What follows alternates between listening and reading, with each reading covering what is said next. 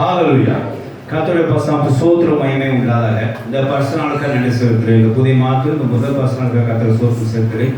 நானும் தேவனாமே நம்மளுடைய தேவசனியாக அழைத்து வந்து கர்த்தர் துதித்து பாட நாமத்தை மகிமைப்படுத்த தேவன் தொழில் கொள்ள கர்த்தர் நாம் கிரியை செய்திருக்கா கர்த்தர் ஸ்தோத்திரம். நமக்கு கர்த்தர் வாழ்க்கையில் செய்த நன்மைகள் ஏராளம் உண்டு. அதுக்கு நாம் தேவனுக்கு நன்றி செலுத்த கடமைப்பட்டிருக்கோம். அந்த பிரார்த்தனை நாட்கள் கூட தேவசனியாக தேவன் தொழில் கொண்டு கர்த்தர் நன்றி செலுத்த கர்த்தர் கிரியை செய்திருக்கா கர்த்தர் ஸ்தோத்திரம். உங்களை சேர்ந்து கர்த்தர் அடியானுக்கு இந்த பாக்கியத்தை புத்தமிக்க கர்த்தர் நன்றி செலுத்துகிறேன் கர்த்தர் ஸ்தோத்திரம். ஹalleluya. நாம் எல்லாரும் கைகளுக்கு வேதாந்தத்தை இருந்து ஒரு சில வசங்களை வாசித்து கர்த்தர் நம்ம கொடுக்குற வானமனவை பூசித்து நாம் ஆவிக்குரிய வாக்கள் வல்லப்படுவோமாக. அருமையான எரேமியா தீர்க்கதரிசியின் புஸ்தகம் 17ஆம் அதிகாரம் 7ஆம் வசனத்தை ஒரு வாசிக்கலாம். எரேமியா 17:7. கர்த்தர் மேல் நம்பிக்கை வைத்து கர்த்தரை தன் நம்பிக்கையாக கொண்டிருக்கிற மனுஷன் பாக்கியவான். ஆமென். ஹalleluya. தேவனுடைய வசனம் ஸ்தோத்திரம் மகிமை உண்டாதாக. இஸ்ரவேல் ஜனங்களுக்கு சிறைப்பட்டு போன நாளிலே எரேமியா தீர்க்கதரிசி சொன்ன நிறைய வார்த்தைகள் அவங்க பலப்பட்டதாக இருந்ததை பார்க்கிறோம். அதிலே எரேமியா தீர்க்கதரிசி மூலமாக நிறைய எழுதிருக்கிறது பார்க்கிறோம். விசேஷமான சீர்திருத்தங்களுக்காக நிறைய தீர்க்கதரிசனம் சொன்னதாகவும் சீர்திருத்தங்களுக்காக சில வார்த்தைகளை தேவன் மேல் சார்ந்து இருக்க முடியாய் உண்டாகிற வாக்கியங்களை நாம் வாசிக்கிறோம். இங்கே நாம் பார்க்கிறோம் என்ன வார்த்தை என்று சொன்னால் தேவன் மேலே நாம் நம்பிக்கை வைக்க வேண்டிய காரியத்தை உறுதிப்படுத்த முடியாது. இங்கே எரேமியா தீர்க்கதரிசி தேவனுடைய வார்த்தை அறிவித்தார் சொல்லி பார்க்கிறோம். கர்த்தர் மேல் நம்பிக்கை வைத்து கர்த்தரை தன் நம்பிக்கையாக கொண்டிருக்க மனுஷன் பாக்கியவான் என்கிறதை வாசிக்கிறோம். தேவனுடைய வசனம் ஸ்தோத்திரம் மகிமை உண்டாதாக. இங்கே ரெண்டு காரியங்கள், கர்த்தர் மேல் நம்பிக்கை வைக்கிறோம் என்கிற ஒரு காரியம் இருக்கு. அப்புறம் கர்த்தரை தன் நம்பிக்கையாக கொண்டிருக்க மனுஷன் பாக்கியவான் என்று சொல்லி பார்க்கிறோம். நம்முடைய நம்பிக்கை எப்படி சுற்றி முற்றி எங்கே போனாலும் கூட இந்த உலகத்திலே தேவன் மேல் சார்ந்திருக்க வேண்டும் சொல்லி இந்த வசனம் நமக்கு போதிக்கிறோம். சில நேரங்களில் நம்மளோட நம்பிக்கையானது வேறு காரியங்கள் மேலே இருக்கிறது, ஒரு பொருட்கள் மேலே இருக்கிறது, அல்லது ஒரு மனிதன் மேலே இருக்கிறது, மனிதோட வார்த்தைகள் மேலே சில இருக்கிறது, மனிதோட செயல் மேலே இருக்கிறது. ஆனால் அவன் பாக்கியம் பெற்றுக்கொள்ள முடியாது. ஆனால் இங்கே தேவோட வசனம் என்ன சொல்றது, வேதாகம் நமக்கு என்ன சொல்றது, கர்த்தர் மேல் நம்பிக்கையாக இருந்து கர்த்தர் மேல் நம்பிக்கையாக கொண்டிருப்பவன் பாக்கியவான் என்று சொல்லி சொல்லுகிறது. மறுபடியும் வாசிக்கலாம். கர்த்தர் மேல் நம்பிக்கை வைத்து பிக் ஹோப் ஆன் காட், என்ன நம்பிக்கை வைத்து கர்த்தரே நம்பிக்கையாக கொண்டிருக்க மனுஷன் பாக்கியவான். He will be best. கர்த்தர் வசனம் ஸ்தோத்திரம் உண்டாதாக. அப்போ நம்ம நம்பிக்கை நம்முடைய வழிமுறைகள் எல்லாம் தேவனை சார்ந்திருக்க வேண்டும் சொல்லி நாம் பார்க்கிறோம். ஆனால் ஏதோ ஒரு காரியத்து நிமித்தமாய் நாம் ஆங்காங்கே இந்த நம்பிக்கையை சிதற விட்டு போகிறதை நாம் பார்க்கிறோம். சில நேரங்களில் நம்ம நம்பிக்கையை வேற ஒருத்தர் திருப்பதற்கு நம்ம உண்டாக இடம் கொடுக்குறோம். சில நேரங்களில் சில சம்பவங்கள் நம்முடைய நம்பிக்கையை திருப்பதற்கு நாம் காணப்படுகிறது. ஆனால் பாருங்கள், வேதாகம் நமக்கு இதெல்லாம் எடுத்து உரைக்கிறோம். இந்த பூமியிலே நமக்கு வர கஷ்டங்கள் எல்லாம் அதெல்லாம் எப்படி மேற்கொள்ள வேண்டும் சொல்லி இந்த வேதாகம் நமக்கு போதிக்கிறோம். வேதாந்தத்தை மறந்தவன் பூமியிலே சரியாக வாழ்கிறதுக்கு கற்றுக்கொள்ள இயலாது இருக்கலாம். வேதாந்தம் வாசிக்க விட்டவன் பூமியிலே சரியான வழியை போகிறதுக்கு அவனால் முடியாத ஒரு காரணம் இருக்கிறான். தேவனுடைய ஸ்தோத்திரம் உண்டாதாக. அப்போ வேதாந்தத்தில் ஒரு கண்ணாடி போல் நம்ம காண்கிறது, நம்ம காட்டுகிறது. நம்ம என்ன தப்பு செய்தோம், எங்கே தவறு இருக்குது, எங்கே அழுக்கு இருக்குது, நாம் என்ன செய்ய வேண்டும் என்கிறதான். இப்போ முடி கலந்துருக்குன்னா கண்ணாடி பார்த்து உடனே முடிய சரி செய்துக்கிறோம். அப்படிதான் சட்டையில் காலை சரியாக போடலன்னா உடனே என்ன செய்கிறோம், அதை பார்த்து சட்டை கண்ணாடியை பார்த்து சரி பண்ணிக்கிறோம். அப்படி வேதாந்தத்தை பார்த்து நம்மளும் சரி பண்ணிக்க நம்ம முயற்ற வேண்டும். நம்மளோட நம்பிக்கை இப்போ எங்கெல்லாம் இருக்குன்னு சொல்லி வேதாந்தம் நமக்கு எடுத்து வைக்க போகிறோம். இந்த நாளிலே நம்ம நம்பிக்கை எங்கெல்லாம் இருக்குதுன்னு சொல்லி பார்க்குறோம். எப்படி நம்ம நம்பிக்கை சில நேரங்கள் சிதறிக்கப்படுகிறது பார்க்க போகிறோம் வேதாந்தத்தில். இது என்னுடைய கதையும் அல்ல, என்னோட அனுபவத்தை நான் சொல்கிறது மாத்திரமல்ல, அதுவும் இருக்கலாம். ஆனால் வேதாவும் நம்முடைய காரியங்கள் எங்கெல்லாம் நம்ம சில நேரம் நம்பிக்கை வைக்கிறோம், எங்கெல்லாம் நம்பிக்கை சிதறிட்டு போகிறது என்கிறதை நம்ம வேதாந்தம் நீங்கள் எடுத்து வைத்து நம்மளை பலப்படுத்த போகிறது. கர்த்தர் வசனம் ஸ்தோத்திரம் உண்டாதாக. முதல்ல இந்த நம்பிக்கை எங்கேருந்து ஆரம்பிக்கிறது நீங்கள் சற்று தியானம் பண்ண வேண்டும். நீ இயேசு கிறிஸ்துவை பற்றி நம்ம நிறைய லட்சங்களாக பார்த்துருக்குறோம், அவர் மீட்பராக பார்த்துருக்கோம், பாவத்தின் விடுதலை பார்த்துருக்கோம், பாவத்தை மன்னிக்கிறா பார்த்துருக்கோம், சோகம் கொடுக்குறா பார்த்துருக்குறோம். நம்பிக்கை கொடுப்பவர் தான் இயேசு கிறிஸ்து. ஹalleluya. நமக்கு உங்களுக்கு ஒரு நம்பிக்கை இருந்துன்னா அதை வளர்க்க முடியாத இயேசு கிறிஸ்து காணப்படுகிறார். நீ இயேசு கிறிஸ்துவ நம்பிக்கையின் தேவனாக பார்க்க வேண்டும். அவர் நம்பிக்கை வளர்க்கிற தேவனாக நீங்கள் பார்க்க வேண்டும். அவர் உங்களுக்காக உங்களுக்கு நம்பிக்கை கொடுக்க முடியாத உலகத்தில் வந்தார். சில நேரங்களில் சில காரியங்களை பார்த்தா தான் நம்புவோம். சில நேரங்களில் சில காரியங்கள் நம்ம என்ன செய்வோம், பார்த்தா தான் அதை நம்புவோம். அதை பார்க்க முடியாத இயேசு கிறிஸ்து உலகத்துக்கு வந்தார். ஹalleluya. தேவனை நீங்கள் கண்டு கொண்டு அவரோட காரியங்களை பார்த்து நம்பிக்கை பெற முடியாது, நம்ம நம்பிக்கையை உறுதிப்படுத்தியாக இயேசு கிறிஸ்து உலகத்துக்கு வந்தார். இப்படி வாசிக்கிறோம். இந்த நம்பிக்கை எங்கேருந்து ஆரம்பிக்க பாருங்க. சங்கீதம் 22ஆம் அதிகாரம் 9 வாசித்து பாருங்க. தாயின் கர்ப்பத்தில் உருவாகும் முன்னாடி நம்பிக்கை உங்க வயிற்றிலிருந்து, தாயின் வயிற்றிலிருந்து நம்பிக்கை அந்த குழந்தைக்கு ஆரம்பிக்கப்பட்டிருக்கு. வாசிக்கலாம். சங்கீதம் 22:9. கற்பத்திலிருந்து எடுத்தவர், நீரே என்னை கற்பத்திலிருந்து எடுத்தவர், என் தாயின் முளைப்பாலை முன்கையில் என்னை உம்முடைய பேரில் நம்பிக்கையா இருக்க பண்ணி. ஹalleluya. தாய்ப்பால் குடிக்கும் போது பிள்ளைக்கு என்ன வந்துட்டான் நம்பிக்கை வந்து. நமக்கு நம்பிக்கை எப்போ வந்து நினைக்கிறோம், யாராவது சுவிசேஷம் சொல்லணும் நம்பிக்கை வரும். ஆக்சுவலாக நம்பிக்கை தெய்வ நம்பிக்கை ஒவ்வொருத்தருக்கு இருக்குது. அது யாரும் தட்டி எழுப்புறது இல்லை. தெய்வ நம்பிக்கை இல்லை அப்படின்னு சொல்றதுலாம் சும்மா. ஒரு மனிதனுக்கு தாய்ப்பால் குடிக்கும் போதே இந்த தாய் வழியாய் நமக்கு பால் கொடுக்குறான்னு சொல்லி அந்த பிள்ளைக்கு என்ன உள்ளுக்குள்ள ஒரு சின்ன டாட் வந்துச்சு, நம்பிக்கை வந்துச்சு. அதை வளர்க்க செய்வதுதான் இயேசு கிறிஸ்து. ஹalleluya. தாய்ப்பால் குடிக்கும் போது என்ன செஞ்சு ஒரு நம்பிக்கை வந்துச்சு. தேவனுக்கு ஸ்தோத்திரம் உண்டாதாக. நீ நிறைய இடத்துல தாய்ப்பால் கொடுக்குற அவாய்ட் பண்ணுறதுக்கு வேற குட்டி பால் கொடுக்குறான். எப்படி நம்பிக்கை வரும்? அதான் சில ஆளுங்க நாத்தியனா சிலர் பிஹேவ் பண்ணிட்டு இருக்காங்கன்னு நினைக்கிறேன். தேவனுக்கு ஸ்தோத்திரம் உண்டாதாக. டாக்டர்கள் அறிவுறுத்துறை நிச்சயமாக மதர் ஃபீட் இருக்குன்னு சொல்லி. ஆனால் அப்போ தான் பிள்ளைங்களுக்கு தெரியும் அது இறைவன் நம்பிக்கை உள்ளே போயிருந்து. நீங்கள் தாய்மார்கள் எப்படி தெரியல, மதர் ஃபீட் கொடுக்கும்போது ஒரு மனசு நினச்சி செய்யுங்க. அதை யாருக்கும் சொல்லிக் கொடுங்க, உங்கள் சகோதரர் சொல்லிக் கொடுங்க. நீங்கள் மதர் ஃபீட் பண்ணும்போது தேவ நம்பிக்கை அவங்க ஊற்றின்னு சொல்லி அர்த்தம். ஹalleluya. தேவனுக்கு ஸ்தோத்திரம் உண்டாக. பாலை மட்டும் ஊற்றல, தெய்வ நம்பிக்கை அவங்க ஊற்றுறீங்க. வசனம் அப்படிதான் இருக்கு. நம்மளே மனசு வாசிங்க. நீரே என்னை கற்பத்தில் எடுத்து என் தாயின் முளைப்பாலை நான் உண்கையில் என்னை உம்முடைய பேரில் நம்பிக்கையா இருக்க பண்ணினே. ஹalleluya. அப்படியாக நம்பிக்கை நம்ம தாய்ப்பால் கொடுக்கும்போது ஸ்டார்ட் சொல்லி வேதாகம் காண்பிக்கிறது. சங்கீதம் 71ஆம் அதிகாரம் 5ஆம் வசனத்தை வாசிக்கலாம். சங்கீதம் 71:5. சிறுவயது முதற்கொண்டே நாம் தேவன் நம்பிக்கை வைக்க முடியாத கத்தர் நடத்தி வரார். வாசிக்கலாம்.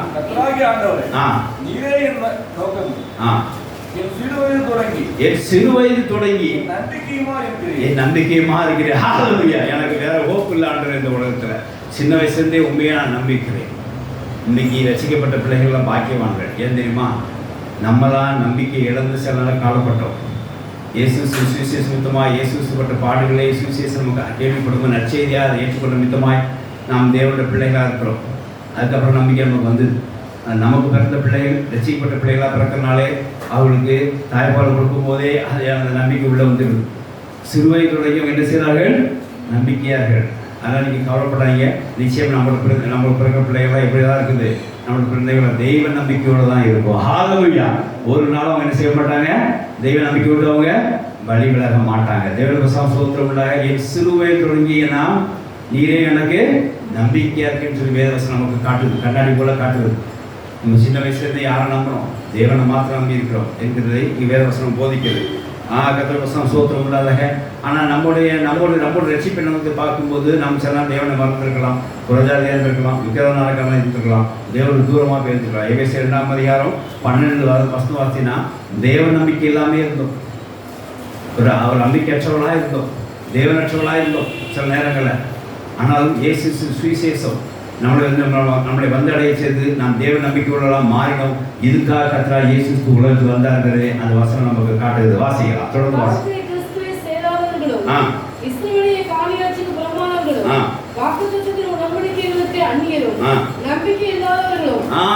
வாசித்துக்கோங்க.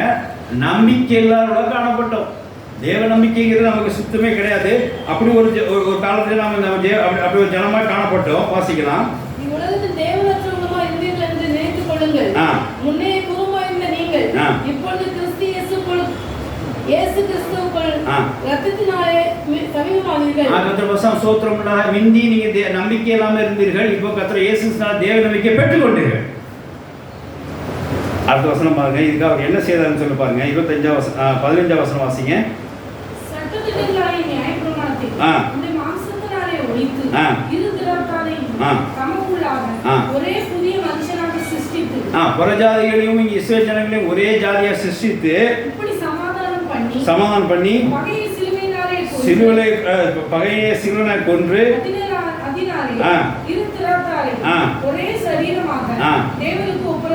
ஒப்புரவாக்கினார். ஹalleluya. நம்பிக்கை இல்லாதவர்களை நம்பிக்கை உடையவர்களை ரெண்டு சேர்த்து நம்பிக்கை உடையவர்களாய் கர்த்தர் இயேசு சிலுவை ரத்தத்து மூலமாய் தேவனோடு ஒப்புரவாக்கினார். ஹல்லேலூயா. இந்த நம்பிக்கை எங்க இருந்துச்சு? இயேசு நமக்கு சிலுவை அறையும் போது நமக்கு புறஜாதி நமக்கு நம்பிக்கை உண்டாகும்படியாக கர்த்தர் உள்ள கொண்டு வந்தார். அது கர்த்தர் வசனம் வாசித்து பாருங்க.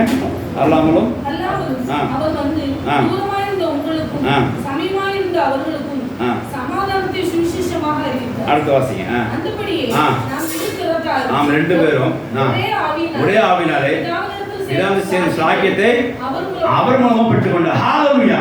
தேவனிடத்தில் சேருவோம். தேவன் எனக்கு இருக்கிற அவரே நம்பிக்கையா இருக்கிற அவரே சிலுவையில் நம்பிக்கையா இருக்கிறேன். இந்த வார்த்தையெல்லாம் எப்போ உண்டாச்சு தெரியுமா? இயேசு கிறிஸ்து மூலமாய் பசுத்தாய் மூலமாய் தேவனுடைய சேரும் சாக்கியத்தை கர்த்தர் கொடுத்துருக்க பார்க்கிறோம். அப்போ கர்த்தர் இயேசு நமக்கு உள்ளே வந்து நமக்கு இருக்கிற அந்த தெய்வ நம்பிக்கையை தூண்டி விட்டுருக்கிறார். ஹல்லேலூயா. நமக்கு வந்து தெய்வ நம்பிக்கை அவர் என்ன செய்யறார்? நினைப்பூட்டி வளர்க்கிறார். நமக்குள்ள தெய்வ நம்பிக்கையை அவர் என்ன செய்யறார்? உற்சாகப்படுத்துறார். நமக்குள்ள இருந்ததுதான், ஆனால் நம்ம அதை விட்டு வெளியே இருந்தோம். ஆனால் இயேசு மறுபடியும் இந்த பூமியில வந்தபோது நமக்காக சிலுவையில் வரையப்பட்டு நமக்காக ரத்தம் சிந்தும் போது அந்த அவர் நம்ம தேவனுக்கு தூரமான நம்மளை தேவ நம்பிக்கையோடு தேவனை ஒப்புரவாக முடியாது சிலுவையில் அங்கே வெற்றி சிறந்தா சொல்லி பார்க்கிறோம். அப்போ இந்த நம்பிக்கை எப்படி கொடுக்குறது? தேவனுடைய இயேசு கிறிஸ்துவுடைய அந்த பாடுகள் முத்தமாய் நம்ம நம்பிக்கையை அது பார்க்கும்போது நமக்கு நம்பிக்கை உண்டாக முடியாது கர்த்தர் கிருபை செய்கிறார். தேவவசனம் சோத்திரம் உண்டாதாக 1 பேதுரு 1:21 அவர் அப்படியே நமக்கு சிலுவை மரித்து உயிர்த்ததுனால நமக்கு பெரிய நம்பிக்கை உண்டாக்குனார்னு சொல்லி பார்க்கிறோம். வாசிக்கலாம். 1 பேதுரு 1:21. தீர்க்கதரிசனமானது ஒரு காலத்தில் மனுஷனுடைய சித்தத்தினாலே உண்டாகவில்லை. உங்கள் விசுவாசமும் நம்பிக்கையும் தேவன் மேல் இருக்கும்படி அவர் மரித்தோரிலிருந்து எழுப்பி அவருக்கு மகிமையை கொடுத்தார். ஹல்லேலூயா. இப்போ பாருங்க, நமக்கு நம்பிக்கை வர்றதுக்காகவே இயேசு தேவன் உயிரோடு எழுப்பினார். ஹல்லேலூயா. நான் அடிக்கடி யோசிப்பேன், இயேசு நமக்காக ரத்தம் சிந்தினார், மரித்தார், ரைட்டு, நமக்காக பலியானார், ரைட்டு. எதுக்காக உயிர்த்தெழுதலை காண்பிக்க வேண்டும்?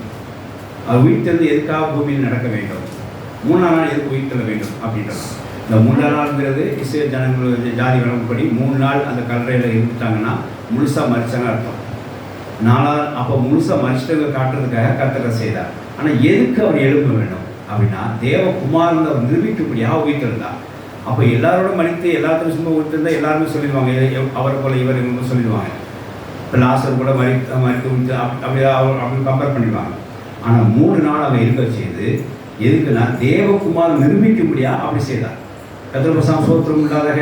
அப்போ அவர் உயிர்த்தெழுனா அவர் யாரும் தேவகுமாரன் ஏற்றுக்கொள்ள மாட்டார்கள். அப்போ உயிர்த்தெழு முடியுமா? இது தேவகுமாரன் இருக்குது அங்கே நிரூபிக்கப்படுகிறது. இப்போ என்ன காரியம் பாருங்களேன், இந்த உயிர்த்தெழு மூலமா இங்கே நமக்கு இருக்கிற நம்பிக்கை தூண்டி விடப்பட்டது. ஹல்லேலூயா. அப்போ நம்ம எல்லாருக்கும் விசுவாசம் நம்பிக்கையும் தேவன் மேல இருக்கும்படியாக இயேசு செய்த காரியம் என்ன தெரியுமா? மரித்து உயிர்த்தெழுந்தார். ஹல்லேலூயா. அவர் நமக்காக மரித்து நமக்காக அடக்கப்பட்ட உயிர்த்ததுனாலே இந்த நம்பிக்கை நம்ம யாரோட இருக்கிறோம்? தேவன் மேல் இருக்கும்படியாக சேவிக்கிறார். தேவன் சந்தோத்திரம் உள்ளதாக இப்படி வாசிக்கிறோம். 1 Corinthians 3:4 அதாவது நம்பிக்கையெல்லாம் தேவனை சார்ந்துதான் இருக்க வேண்டும். இந்த நம்பிக்கையை நாங்கள் இயேசு அதுக்கு தான் உலகத்தில் வந்திருக்கிறார், அதுக்கு தான் நம்ம மரித்தார், நமக்காக மரித்தார், நமக்கு அதுக்காக உயிர்த்தெழுந்தார்னு சொல்லி பார்க்கிறோம். வாசிக்கலாம். 2 Corinthians 3:4.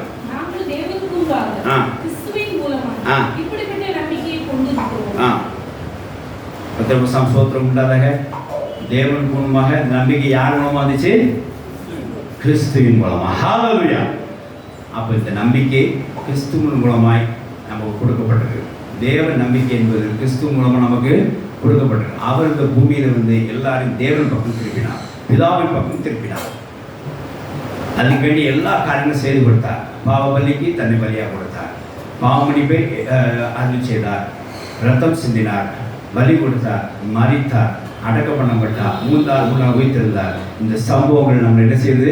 தேவ நம்பிக்கையை உயிர்ப்பிக்கிறது. ஹல்லேலூயா. அதனால இந்த பாருங்க, ஒரு விஷயம் பாருங்க, அவர் மரித்து நமக்காக உயிர்த்தெழுந்த அதிசயம் நடக்குது அப்படின்னா அது எதுக்கு தெரியுமா?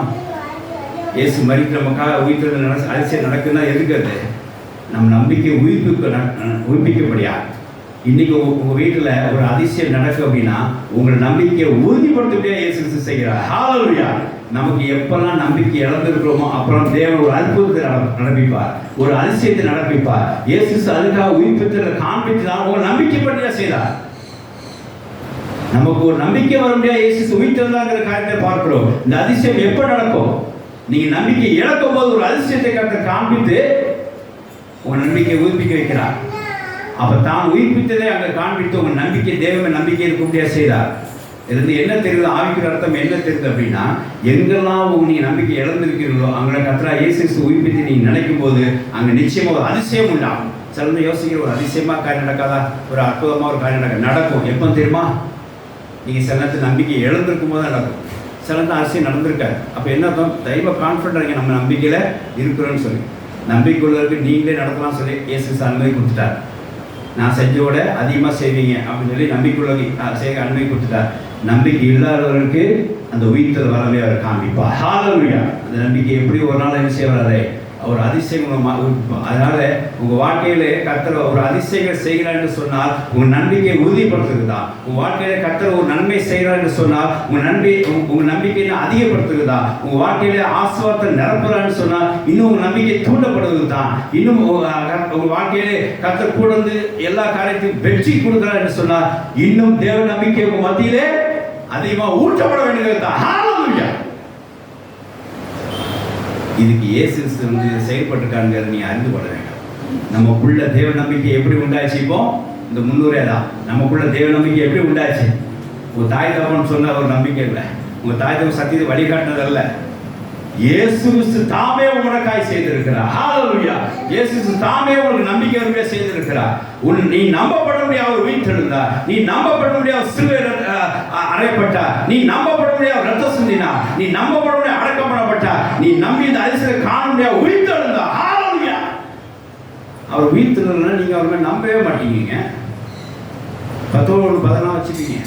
தேவகுமாரன் நிரூபிக்கப்பட்டு அந்த அதிசயம் நடைபெற்றதுக்கு அப்புறம் தான் நீங்க நம்பிக்கை வர ஆரம்பிச்சது. விசுவாச நம்பிக்கையும் என்ன செய்ய வேண்டாம்?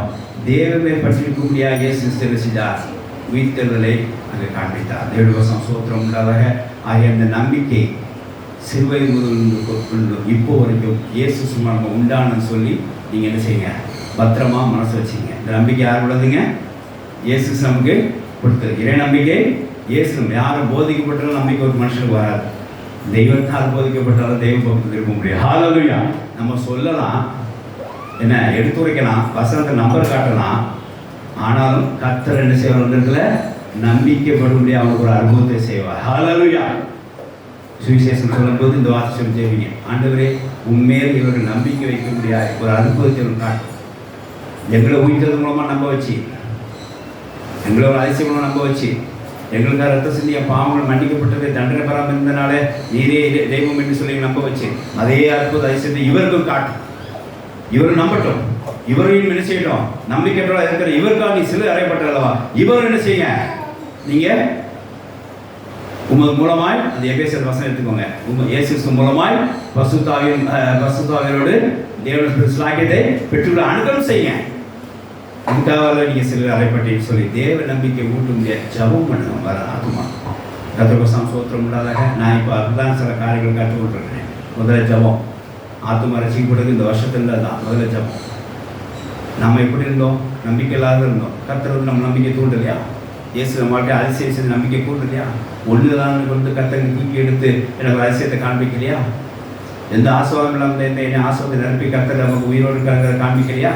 என் பாவத்திலிருந்து பழந்து வெளியே வர முடியாமல் இந்த நிலைமையில் இருந்தபோது கர்த்தர் பாவம் மீட்டு கொண்டு இயேசு உயிரோடு இருக்கான்னு சொல்லி எனக்கு காண்பிக்கலையா? அப்புறம் இந்த அதிசயங்களாம் வச்சு அப்புறம் நம்பிக்கை வச்சு என்ன பண்ணுறோம்? வீடு வாங்குறோம். நம்பிக்கை வச்சு என்ன செய்கிறோம்? பொருட்களை சேர்க்கிறோம். இப்படிதான் இருக்கு. இறை மேலுள்ள நம்பிக்கையில் நம்ம என்ன காட்டுறோம் அப்படின்னா, இன்னொரு ஆத்மாக்களை உயிர்ப்பிக்க முடியாது கத்தை கொடுத்துருக்கிறார். அப்புறம் நம்ம அதை தான் செய்வேன். கத்திரவசம் சோத்திரங்கிறதாக. ஆகையினால இறை நம்பிக்கை, தெய்வ நம்பிக்கை, தெய்வமே சார்ந்திருக்க நம்பிக்கை இயேசு நம்ம கொடுத்து மகாபலி கிஃப்டா இயேசு நமக்கு அவ்வளோ பாடுபட்டு கொடுத்த அந்த கிஃப்டை நம்ம அவ்வளோ சீக்கிரத்தில் வேறு பக்கம் டைவெர்ட் ஆகாதபடிக்கு வேறு பக்கம் சிதறப்படாதபடிக்கு நாம் பாதுகாக்க வேண்டும். தேவனுடைய வசனம் சோத்திரம் உண்டாதாக இந்த காரியத்தில் தேவ பிள்ளைகள் ஒரு அலர்ட்டாக இருக்க வேண்டும். ஏதாவது ஒரு இடத்துல நாம் தேவ நம்பிக்கையில் விலைக்கு போகிற ஒரு சூழ்நிலை நான் கடந்த நாட்களில் சில சாட்சி மூலமாக பார்க்குறேன். ஏதாவது ஒரு சூழ்நிலையில் மக்கள் தேவ நம்பிக்கை விட்டு வேறு காரியங்கள் நம்பிக்கை வைக்கிறதை நான் பார்க்குறேன். இதெல்லாம் நான் வாழ்க்கையில் கண்ட ஒரு அனுபவமாக. அப்போ இதுக்கெல்லாம் தீர்வு என்ன ஆண்டவரே, இவங்களுக்கு நான் என்ன போதிக்க வேண்டும் கேட்கும்போது தான் 10-12 நாளாக இந்த செய்தியை மனதில் ஓடிக்கொண்டே இருக்குது. கர்த்தர் வசனம் சோத்திரம் உண்டாதாக அதை நாட்கள் துவாவை உங்களுக்கு வெளிப்படுத்துகிறார். கர்த்தர் வசனம் சோத்திரம் உண்டாதாக ஆகினால் இயேசு கிறிஸ்து நமக்கு வந்து அவர் நமக்கு பூமியிலிருந்து கொடுத்த நம்பிக்கையை வீண் போடாதபடிக்கு எங்காவது கொண்டும் எந்த இடத்துக்கும் தேவ நம்பிக்கையை விட்டு வேற இடத்துக்கு விலகி டைவெர்ட் ஆகாதபடிக்கு இல்லை வேற காரியம் மேலே நம்பிக்கை வைக்காதபடிக்கு நம்ம பாதுகாக்கிறது நம்முடைய ஆவிக்குரிய ஒரு கடமையாக இருக்குது தேவ பிள்ளைகள். அதனாலே இந்த கர்த்தர் இயேசு கிறிஸ்து பாடுபட்டு கொடுத்த இந்த இறை நம்பிக்கையை நாம் கரெக்டாக கவனமாக பாதுகாக்க வேண்டும் சொல்லி கர்த்தர் நாம் உத்தரவாதப்படுத்துகிறார். இன்றைக்கி அது இப்போ வேதாந்தமாக பார்ப்போம். அதாவது 2 காரியம். 1, உலக பொருள் மூலமாய் நாம் ஆசை வைத்து தேவனுடைய நம்பிக்கையை நம்ம அவமதித்து அந்த உலக பொருள் மேலே நம்பிக்கை வைக்கிறோம், உலக ஆசைக்கு மேலே. இன்னொன்று, ஏதோ ஒரு நெருக்கடி நிமித்தம் ஒரு உபத்திரவ நிமித்தம் நாம் என்ன செய்கிறோம், இந்த நம்பிக்கையை சிதற விட்டுக்கிறோம். கர்த்தர் கொடுத்த இயேசு நம்பிக்கையை சில நேரம் நம்ம என்ன சிதற விட்டுக்கிறோம். இதில் தேவ பிள்ளைகள் இப்போ கவனமாக இருக்கும். முதல் பகுதியை பார்ப்போம். முதல்ல உலக ஆசீர்வாதத்துக்குள்ளே நம்ம நம்பிக்கையை எப்படியாவது வைத்து விடுகிறோம் நம்முடைய தேவைகளுக்காக. வாசிக்கலாம்.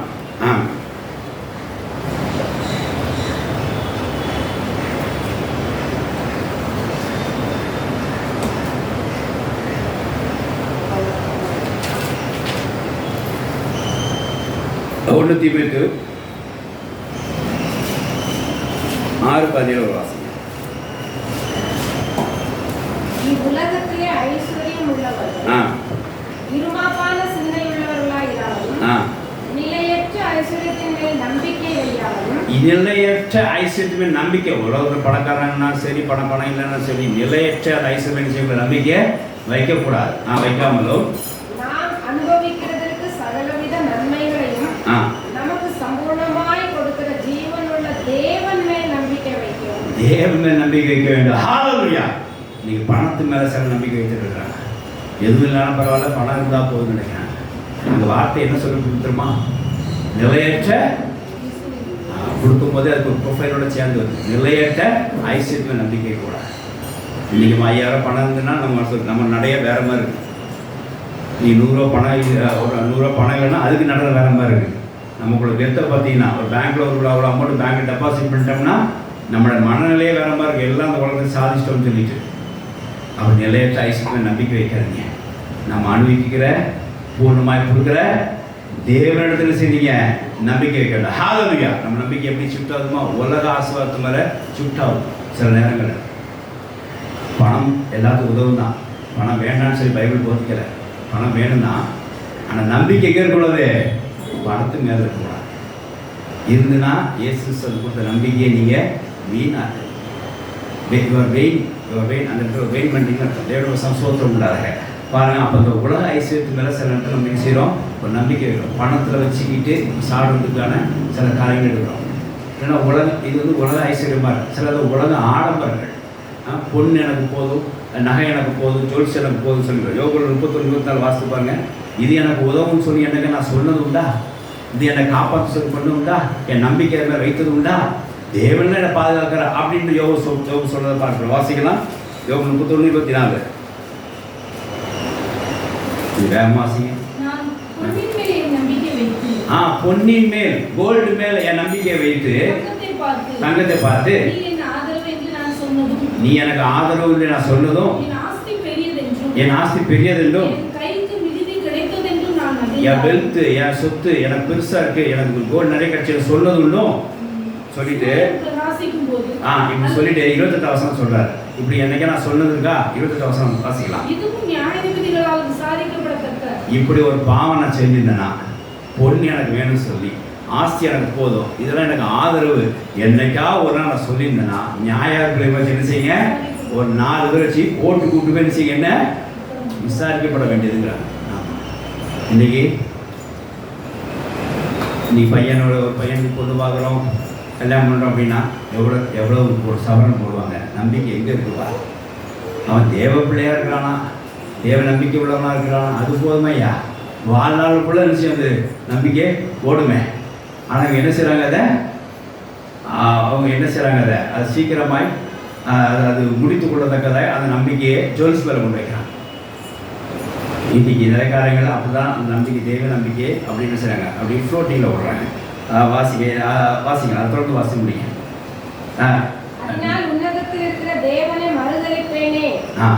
போதுமா?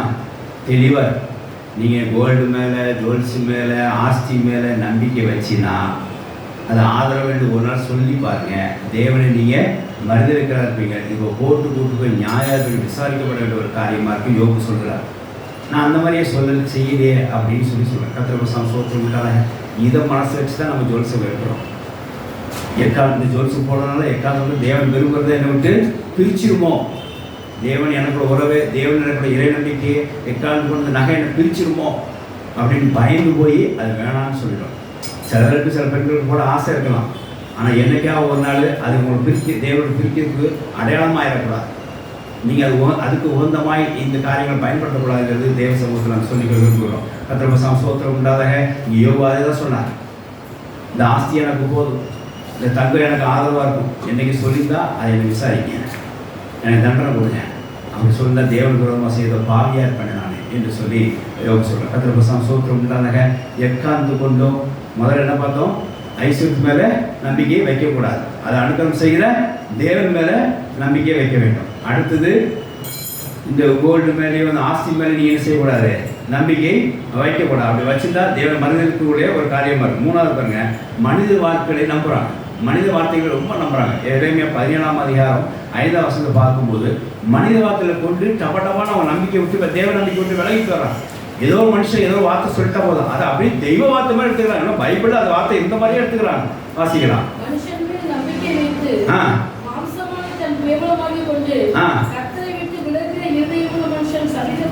சபிக்கப்பட்டவங்க கர்த்தர் வார்த்தை ஒன்று இருக்க, நீங்க இன்னொரு மரத்தில் வார்த்தை கேட்டு பாருங்க, உங்களுக்கு சாவதான் நிற்கும் அந்த இடத்துல.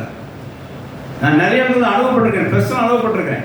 தேவ வார்த்தை ஒன்று இப்படி இருக்க, ஆனால் இன்னொரு வார்த்தை இன்னொருத்தருக்கு சொல்ல போய் அது ஓகே நான் சொன்ன ஒரே நிமிஷத்துக்கு தான் நான் சில அடிகள் வாங்கியிருக்கிறேன். சபிக்கப்பட்டவனா இருப்பான். நிறைய பேர் அப்படி தான் சில மனிதர்கள் வார்த்தையை தூண்டி விடுவாங்க. சில ஐஸ்வர்யத்தை பாரத்தை ஒரு மனிதர்களை சுமத்துவாங்க. நீ போய் உங்கள் அண்ணன்ட்ட கேட்டு, நீ போய் உங்கள் தங்கச்சிட்ட கேட்டு, நீ போய் உங்கள் அப்பாட்ட கேட்டு, நீ போய் அங்கே பண்ணு, அந்த சொத்தை நீ கேஸ் போட்டு வாங்கிக்கோ. எல்லாம் யார் சொல்கிறா? மனித வார்த்தை. தேவ வார்த்தை இருக்காங்க. மனித வார்த்தை மாம்சமாக போட்டு என்ன செய்கிறாங்க? தேவ வார்த்தையை நீங்கள் நம்பிக்கை விட்டு விலகும் போது அவன் சபிக்கப்பட்டவனாக இருக்கும். பர்பஸாக போய் அண்ணன் தங்கச்சி சொத்து கேட்குறது, பர்பஸாக போய் தங்கச்சி சொத்து அண்ணன் எடுத்துக்கிறது, பர்பஸாக அண்ணன் தம்பிகளோ சொத்துக்களோ பிரச்சனை உண்டாகிறது. சபிக்கப்பட்டவனா தேவ வார்த்தைக்கு விரோதமாக சில குடும்பத்தில் நடந்துட்டு நான் ஒரு 3 வருஷமாக பார்த்துட்டு தான் இருக்கிறேன். சின்னவனுக்கு கொடுக்காம இளையவனுக்கு எடுத்துக்கிறாங்க, அதாவது மூத்தவனை எடுத்துக்கிறாங்க. இதே வார்த்தை எங்கே இருக்கு? அப்படி எல்லாரும் பகுத்தளிக்க வேண்டுமே. அப்போ சட்டப்பிரகாரம் இல்லையே. ஏதோ ஒரு மனுஷ வார்த்தையை கேட்டு அப்படி செய்கிறாங்க. மனுஷ வார்த்தையை தெய்வ வார்த்தையை எடுத்துக்கொள்ளாதீங்க. மனுஷன்தான். அவன் இன்றைக்கி இருப்பான், நீ சொல்லுவான், நாளைக்கு அவன் டாட்டா காட்டி போயிடுவான். இன்னும் சிலருக்கு என்ன பண்ணுறான் அப்படி நான் சொன்னேன்னு கேட்பாங்க. சிலர் ரொம்ப ரொம்ப ஞானமான மாதிரி நேற்று கூட அவன் சொன்னா அப்படிம்பாங்க. ஆமாம், ஒரு இடத்துல நான் ஒரு கடன் பிரச்சனையில் ஒருத்தர் வந்திருந்தார். திருவாவூர் படிக்கிற ஒரு பேரோட அப்பா வந்திருந்தார். அப்போ நான் சொன்னேன், எனக்கு கடன் நீங்கள் வாங்கக்கூடாதுங்கிறது தேவ சித்தம், வேதாந்தம் போட்டு, அதனால் நீங்கள் நான் உங்களுக்கு ஆராய்ச்சி வாங்க, நான் உங்களுக்கு சரியான ஆலோசனை கொடுக்குறேன்னு சொன்னேன். அவர் இன்னொரு பாஸ்டர் போயிருக்கார். அவர் சொல்கிறதுனால அவர் என்ன ஆலோசனை கொடுத்துருக்காருன்னா, நீங்கள் எங்கேயா ஒரு அரை வட்டிக்கு பேங்கில் கிடைக்கலாம், பார்த்து மொத்தமாக கடன் அடைச்சிருங்க பிரதர் அப்படின்னு கேட்டார். அரை வட்டிக்கு பேங்கில் என்ன லோன்? அப்போ நான் எனக்கு தெரிஞ்ச என் பிரதர் ஒரு பேங்கில் இருக்கிறாரு, அவர் விட்டு உங்களுக்கு கேட்டு ஆலோசனை கொடுக்குறேன் அப்படின்னு சொன்னார். சரி, இப்போ இந்த மனிதர் இங்கே வந்துட்டார், இங்கே நம்ம சர்ச்சைக்கு வந்தார். அந்த இடம் நான் சில ஆலோசனை கொடுத்தேன். கரெக்டாக அவர் 6 வருஷத்துக்குள்ளே அவர் பெரும்பாடு அந்த கடன் நீங்கிச்சு. ஹalleluya. 1 வருஷம் கழிச்சு என்னை மறுபடியும் ஸ்கூலில் சந்திக்கும் போது சொல்கிறார், உங்கள் கூட ஒருத்தர் பாஸ்டர் வந்தார்ல, நீங்கள் என்ன சொன்னீங்க? கடன் வாங்கினதுக்கு நான் பணம் வேணும்னு 10 லட்சம் வேணும்னு கேட்டேன். நீங்கள் என்ன சொன்னீங்க? சர்ச்சுக்கு வா, உனக்கு ஆலோசனை வேதாந்தம் தாரேன்னு நீங்கள் சொன்னீங்க. அந்த பாஸ்டர் என்ன சொன்னார் தெரியுமா? நீங்கள் வாங்க, நான் பேங்க்கில் ஒருத்தர் இருக்கிறாரு, அவர் சொல்லி உங்களுக்கு ஒரு 1/2% லோன் வாங்கி அழைச்சிட்டு வந்து ரிலீஸ் ஆகுன்னு சொன்னேன். பாருங்கள், என்னை சரியாக கத்த நடத்திருக்கிறார். நான் அவர் ஆலோசனை உட்படாமல் உங்கள் ஆலோசனை உட்பட்டதுனால இன்றைக்கி பெருங்க என் கண்ணில் கண்ணீர் வந்து நின்று போச்சுன்னு சொன்னார். ஹல்லேலூயா. அதாவதுங்க, இப்போ எதுக்கு நான் சொல்ல வர அந்த பாயிண்ட் அப்படின்னா, அந்த சில இடத்துல மாம்சமாக சொல்கிற மனித ஆலோசனைக்கு இடம் கொடுத்துருந்தா அவர் சொல்கிறாரு, இன்றைக்கி நான் மேற்கொண்டு கடன் தான் வாங்கியிருப்பான்றார். நீ ஒரு வருஷம் கழிச்சு போய் என்ன பார்க்கும்போது அந்த கடன் அடைச்சி பேங்க்கில் லோன் இருக்கிறத ஒரு கடன் தான் உங்களுக்கு மாற்றி காமிச்சு கடன் எடுத்து போயிருக்காரு. ஆனால் இன்றைக்கி நீங்கள் அந்த வேதாந்தத்திலிருந்து நீங்கள் ஆலோசனை சொல்ல மித்தமாக கடன் எடுத்து போனதுன்னு சொல்லி சாட்சி சொன்னார். ஹல்லேலூயா. ஆனால் அவர் எவ்வளோ சபைக்கு போயிட்டுனால இங்கே வர முடியுங்கிற காரியத்தையும் சொன்னாங்க. சம்சோகத்தினால இது என்ன தெரிந்து பாருங்கள், எக்காலத்தோட மனித பேச்சை கட்டி யாரையும் ஐஸ்வர்யத்து பாரமோ பணம் பாரத்தையோ கொண்டு மனுஷனை செலுத்தாதீங்க. அது மாம்ச வார்த்தைக்குரியதாக இருக்கும், மாம்ச பயத்தில் உள்ளதாக இருக்கும், அது கர்த்தர் வார்த்தைக்கு மீது உட்பட சபிக்கப்பட்டதாக இருக்கும். அந்த காரியம் நடக்கும் நடக்காது. அப்போ இப்போ மூணாவது காரியம் என்ன? ஃபஸ்ட்டு என்ன பார்க்குறோம்? பணத்தின் மேலே நம்பிக்கை வைக்கக்கூடாது. ரெண்டாவது பொருள் மேலே நம்பிக்கை வைக்கக்கூடாது. மூணாவது மனிதர் வார்த்தையை நம்பியதையும் செஞ்சிடாங்க. கர்த்தர் சோத்திரம் உண்டாக, கர்த்தர் சோத்திரம் உண்டாதாக. நாலாவது காரியம் இப்படி வாசிக்கிறோம்.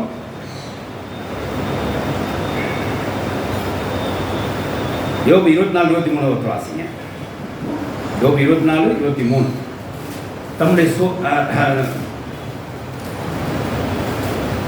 தம்முடைய சோகம் இருந்தால் நமக்கு போதும், நாம் நல்லா இருந்தால் போதும் அப்படின்னு அது மேலே நம்பிக்கை வச்சிடாதீங்க. வாசிக்கலாம். நமக்கு ஒரு நல்ல செட்டில்மெண்ட் கொடுத்துட்டார், நமக்கு வேண்டிய எல்லாம் கொடுத்துட்டார், வீடு வாசல் எல்லாம் கொடுத்துட்டார், இதுவே போதும் சொல்லி அது மேலே நம்பிக்கை வச்சிடாதீங்க. வாசிக்கலாம். நம்பிக்கை வைக்கிறான். அவனுடைய கண்கள் அப்படிப்பட்டவர்களின் வழிகளுக்கு விரோதமாக இருக்குது. தேவன் வசனம் சோத்திரம் உள்ளது.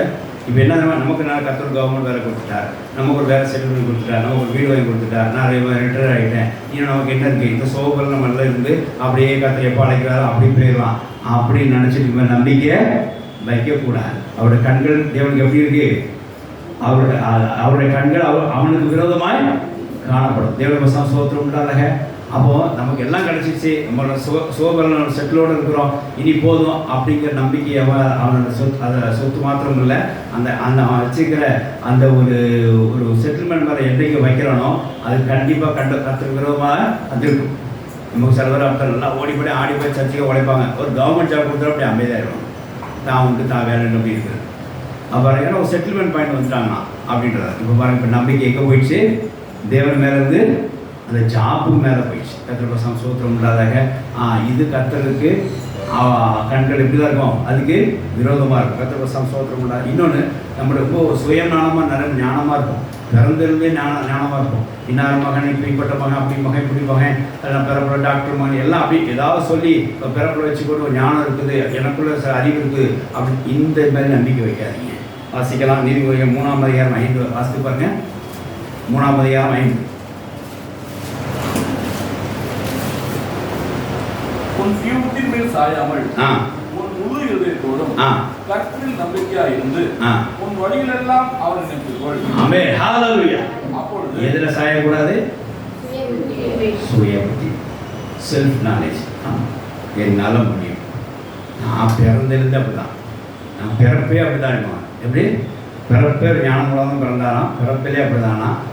வரும்போதே ஒரு டெலிஃபோன் கண்டுபிடிச்சு வந்திருக்காரு, தாய் பேர் சொல்லி வரும்போது ஞானியா. நீ இன்னும் வேதாந்தே கண்டுபிடிக்கலையே, கர்த்தரோட பேசுகிறவங்களே கண்டுபிடிக்கலையே. இந்த மாதிரி ஒரு செல்ஃப் அட்வைஸில் நீங்கள் வச்சுக்காதீங்க. கர்த்தர் நம்பிக்கை, இந்த மாதிரி நம்பிக்கை நமக்கு வருது சில நேரத்தில். நான் பார்த்துக்கிறேன், நான் செஞ்சுக்கிறேன், அதாவது செய்ய முடியாதியா, உன்னால் எப்படி செய்ய? சுய புத்தியை நம்பாத. என்ன நீங்கள் நம்பிக்கை எங்கே வைக்கணும்? சுய புத்தின்னு செய்யக்கூடாது, நம்பக்கூடாது. அது சில நேரத்தை என்ன செய்யும்? தூங்கிடும். திரும்ப சுய புத்தி என்ன தெரியுமா? ஓடிச்சாடி எல்லாம் பிரெயின் ஆக்டிவாக இருக்கும், சில நேரத்தில் தூங்கிடும், ஒன்றுமே செய்ய முடியாது. அதனால் சுய புத்தி நம்பக்கூடாது. ஒரு 5 விதமான நம்பிக்கையே நம்ம தேவ நம்பிக்கை விட்டு வேற இடத்துல வைக்கிற ஒரு பாயிண்ட்டை பார்க்குறோம். ஒன்று, மறுபடியும் திருப்பி சொல்கிறேன், ஒரே கால் பண்ணுறேன். என்னென்னா, நம்ம தேவ நம்பிக்கை விட்டு எங்கெல்லாம் நம்பிக்கை வைக்கிறோம்? உலக ஆசீர்வாதத்துக்குள்ள அந்த ஐசியத்தில் ஒன்று வைக்கிறோம். ரெண்டாவது பொருள் மேலே வைக்கிறோம். மூணாவது மனிதனோட வார்த்தைகள் மேலே நம்பி வைக்கிறோம். நாலாவது அதை நம்மளோட சுய புத்தி மேலே வைக்கிறோம். அஞ்சாவது நமக்கு இருக்கிற செட்டில் லைஃப் மேலே வைக்கிறோம். இது எல்லாம் பாருங்கள், கர்த்தருக்கு விரோதமாக இருக்குன்னு பார்க்குறோம், ஒரு இடத்துல சாவுன்னு பார்க்குறோம், ஒரு கர்த்தருக்கு கல்விக்கு விரோதமாக இருக்குன்னு பார்க்குறோம், ஒருத்தர் அவருக்கு எதிராக நிற்பான்னு சொல்லி பார்க்குறோம். இப்படி ஒவ்வொரு காரியத்திலையும் இன்னொரு ஏசு சொன்ன வார்த்தை பிரகாரமாக மார்க் 10 வாசிக்க வேண்டாம், மார்க் 10:24 என்ன தெரியுமா, ஐஸ்வரன் பருவத்தில் பிரவேசிக்க முடியாதுன்னு சொல்லி பார்க்குறோம். ஐஸ்வரன் பருவத்தில் பிரவேசிக்க முடியாது பார்க்குறோம். பொன்மருக்கு ஒரு நம்பிக்கை வச்சு கோர்ட் கேஸு இருக்குதுன்னு சொல்லி பார்க்குறோம். இது தேவனுக்கு விரோதமாக பாவம் செஞ்சதாக கதைன்னு பார்க்குறோம். இந்த 5 மேலே நீங்கள் நம்பிக்கிறது எல்லாமே தேவனுக்கு விரோதமாக தான் இருக்குது. விரோதமாக ஒரு கண்கள் இருக்குது, சாபம் உள்ள காரியமாக இருக்கிறது, பரவலத்தில் பிரவேசிக்க உள்ள காரியமாக இருக்கிறது, நியாயம் விசாரிக்க வேண்டிய ஒரு பாவம் உடையதாக இருக்குது, இதெல்லாம் இருக்குது. அப்போ இந்த மாதிரி உலக ஆசத்தை வச்சு இந்த மாதிரி சாபத்துக்கும் இந்த மாதிரி ஒரு பாவத்துக்கும் உட்படாதீங்க அப்படின்னு சொல்லி தேவன் நாட்கள் சொல்லப்பட்டுறார். நம்ம நம்பிக்கை சில நேரங்களில் இப்படி டைவெர்ட் ஆகிறத பார்க்குறோம். பணத்திலையும் பொருளையும் மனித வார்த்தைகளையும் நம்முடைய சுய புத்தியிலையும் விசேஷமாய் நம்ம கொடுக்குற செட்டில் லைஃப்லையும் நம்ம மனுஷன் நம்பிக்கை வைத்துக்கிறோம். தயவுசெய்து அந்த மாதிரி நம்பிக்கையில் போகக்கூடாது. அது தேவனுக்கு விரோதமாகவும் நமக்கு சாபமாகவும் அது விசாரிக்கப்பட வேண்டிய பாவமாகவும் கர்த்தர் கண்களுக்கு விரோதமாகவும் காணப்படுது. தேவ பிள்ளைகள் ரொம்ப கவனமாக இருந்துக்கோங்க. எட்டாண்டு ஒரு பணம் இருந்ததுன்னா வச்சுக்கோங்க, கர்த்தர் சோத்துன்னு சொல்லுங்க, அதில் நிறுத்திக்கோங்க. அந்த பணத்தை கொடுத்த தேவனுக்கு சோத்துக்கணும். கையில் 100 ரூபா கிடச்சிருந்துச்சுன்னு ஆண்டவருக்கு சோத்துக்கணும். அதுவே ஆண்டவர் நிற்கக்கூடாது, அது ஆண்டவர் இல்லை. என்ன கர்த்தர் சோத்திரம் இல்லாத ஏதாவது ஒரு நல்ல நாளைக்கு பிள்ளைகள் கவர்மெண்ட் ஜாப் படிச்சுன்னா அதுவே தெய்வம் நினச்சிக்காங்க. செய்யறதுல தெய்வங்கிறது வேறு, அது ஒழுங்காக செய்யணுக்கா சொல்லப்பட்ட தவிர அதை வந்து கூப்பிடுறதுக்கா இல்லை. ஏசு தான் தெய்வம். ஹல்லேலூயா. கர்த்தர் சோத்திரம் இல்லாத ஏதாவது பொருள் கிடச்சுன்னா அதோட இது எனக்கு ஆதரவாக போய் எதைங்க பண்ணணும். நீங்கள் அப்படி தான் நான் 5 பவுன் வாங்கி வச்சு என் வாழ்க்கையை ஓட்டி விடுவேன். ஆளை பாவமே, தெய்வ நம்பிக்கை வச்சுதான் நீங்கள் வாழ்க்கையை ஓட்டணும். ஏன்னா அப்படிதான் நீங்கள் பவுன் எல்லாம் அலையிறாங்க. தேவனுடைய பசங்க சோத்திரம் உண்டாக அது ஒன்றும் போதும் இல்லை அப்படின்லாம் சொல்லுவாங்க. சுய அறிவுக்குங்க. சில பேர் சொல்லுவாங்க, எங்கே போனாலும் படைச்சிப்பாங்க, என்னோட அறிவு நிறைய இருக்கும். எப்படி படைப்பான்? தெய்வ நம்பிக்கையெல்லாம் எங்கே போனாலும் படைக்க முடியாது. அவன் சுய நம்பிக்கை வச்சு போனால் ஒன்றுமே கிடையாது, முடிஞ்சு போச்சு. தேவனுடைய பசங்க சோத்திரம் இல்லை, தெய்வ நம்பிக்கையோடு போகணும். அப்போ தான் சுய நம்பிக்கை கர்த்தர் நம்பிக்கை நேராக எடுத்துகிட்டு போகும். கர்த்தர் பசங்க சோத்திரம் இல்லாதாக ஆகையினால இந்த உலக ஆசீர்வாதத்து மேலே வைக்கிற இந்த நம்பிக்கையை நாம் விட்டு தெய்வ நம்பிக்கை மேலே திருப்போமாக. ஏன்னா இது இயேசு கிறிஸ்து கொடுத்தது. ஹல்லேலூயா. அவர் நம்மளை பரலோகத்துக்கு அனுப்புவதற்காக கொடுத்தது, பரலோகத்துக்கு சேர்க்கும்படியாக கொடுத்தது, அவருக்கு பாடுபட்டு கொடுத்தது, அவர் ரத்த சிந்தி கொடுத்தது, அவர் வந்து நம்மளுக்கு வந்து கொடுத்தது. அப்படியா தேவன் கொடுத்த இயேசு கிறிஸ்து கொடுத்த இந்த ஹோப் ஆன் காட், இந்த நம்பிக்கையை நாம் வீண் போகாமல் விசேஷமாக வேறு எங்கேயும் உலகப்புற டைவர்ட் ஆகாமல் நம்ம பாதுகாப்போமாக. ஹல்லேலூயா. 2வது காரியம், சில உபத்திரங்கள் மூலமாய் என்ன செய்யுது, அதாவது இந்த நம்பிக்கை செதறடிக்கப்படுது. முதல்ல டைவர்ட் ஆகுது, இங்கே என்ன செய்யுது, செதறடிக்கப்படுது. கர்த்தர் சோத்திரம் உண்டாதாக வாசிக்கலாம்.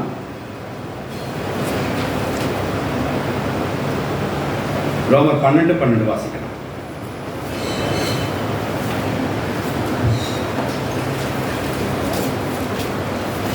நம்பிக்கையிலே சந்தோஷமாயிருங்கள், உபத்திரவத்திலே பொறுமையாயிருங்கள், ஜெபத்திலே உறுதியாக இருங்கள். கர்த்தர் சோத்திரம் மகிமை உண்டாதாக.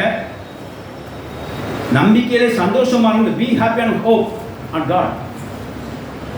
ஆனால் அதுக்கு அடுத்த வருஷம் என்ன கொடுக்குறோமா, உபத்திரத்திலே உங்கள் நம்பிக்கையே ஒன்று எப்போ இருக்கோ அது கூட சிறந்து இருந்துருமா, அது ஒரு உபத்திரம் வரும். உங்கள் நம்பிக்கை வந்து அடுத்த நிச்சயம் கூட ஒரு உபத்திரம், ஒரு ட்ரபிள் ஒன்று வரும். எரேமியாவை எப்படி வாசிக்கிறோம், 5ஆம் அதிகாரம் 3-4 வாசித்து பாருங்க. எரேமியா 5:3-4. சாரி ரோமர் 5:3-4. ரோமர் 5:3-4 வாசி. இந்த நம்பிக்கை வந்த உடனே ஒரு உபத்திரம் உண்டு. அது மாத்திரமல்ல, உபத்திரமும் பொறுமையும், பொறுமை பரீட்சையும் பரீட்சை நம்பிக்கையை உண்டாக்க வந்து நாங்கள் அறிந்து. ஆமென். ஹல்லேலூயா. அப்ப இந்த நம்பிக்கை வந்தோட உபத்திரம் எதுக்கு வருதுமா, எதுக்கு வருது இந்த உபத்திரம், எதுக்கு வருது இந்த ட்ரபிள், எதுக்கு வருது, உங்க நம்பிக்கையை உறுதிப்படுத்துக்காக. இதில் பாஸ் ஆகிட்டீங்கன்னா அந்த நம்பிக்கை என்னவோ மாறிக்கிறது, ஸ்ட்ராங்காக இருக்கும். அப்போ சில நேரங்களில் இந்த சம்பவம், ஒரு சங்கடங்கள், ஒரு ஒரு உபத்திரம் வருது அப்படின்னா நீங்கள் இப்போ இருந்து கொண்டிருக்கிற தெய்வ நம்பிக்கையில் ஸ்திரப்படுத்துக்கு தான் தேவனை அனுமதிச்சாலும் எடுத்துக்கொள்ள வேண்டும். ஹல்லேலூயா. அப்புறம் மறுப்பு வாசிங்க. உபத்திரம் என்ன கொண்டு வரும்? பொறுமை கொண்டு வரும். அங்க பாருங்க, நம்பிக்கையில சந்தோஷமா இருங்கள், உபத்திரத்திலே பொறுமையாக பாருங்க. இங்க பாருங்க, உபத்திரத்திலே பொறுமையும் பொறுமை பரீட்சை டெஸ்ட் கொண்டு வரும். டெஸ்ட்ல நீ பாஸ் பண்ணிட்ட என்ன செஞ்சிடும்? நம்பிக்கையோட ஹோப் வந்து ஸ்டடி ஆயிடும். ஹalleluya. அப்போ உபத்திரங்கள் வர காரணமே இந்த ஹோப்ல நீ என்னது அதிகமாக ஸ்ட்ரென்தன் பண்ணுறதா. தேவனுடைய சோத்திரம் உண்டாதாக இந்த காரியத்தை நீங்கள் அதிகமாக புரிஞ்சுக்கொள்ளுங்க. நம்மளோட சில நேரங்களில் உபத்திரங்கள் வந்து நம்ம நம்பிக்கை சிதறடிக்கப்படுற மாதிரி இருக்கும். ஆனால் அந்த இடத்துல அந்த எக்ஸாமில் நீங்கள் என்ன செய்யணும்? பாஸ் பண்ணிட்டான் அந்த சில நம்பிக்கை நீங்கள் என்ன செய்யலாம்? மறுபடியும் உறுதியாக நினைக்கலாம். கர்த்தருடைய சோத்திரம் இல்லாதாக அதை கொஞ்சம் விழாவரியாக பார்ப்போம். ஆதிகாரம் 30ஆம் அதிகாரம் 1-3 வசனம் வாசிங்க. ஆதிகாரம் 30:1-2. அதாவது இங்கே நம்ம வாசிக்கிறோம், இந்த உபத்திரத்தினாலே நம்ம நம்பிக்கை இப்போ எங்கே நிற்குது, எங்கே மாறி போச்சு, எங்கே டைவர்ட் ஆச்சு அப்படின்றத பார்க்கலாம். வாசிங்க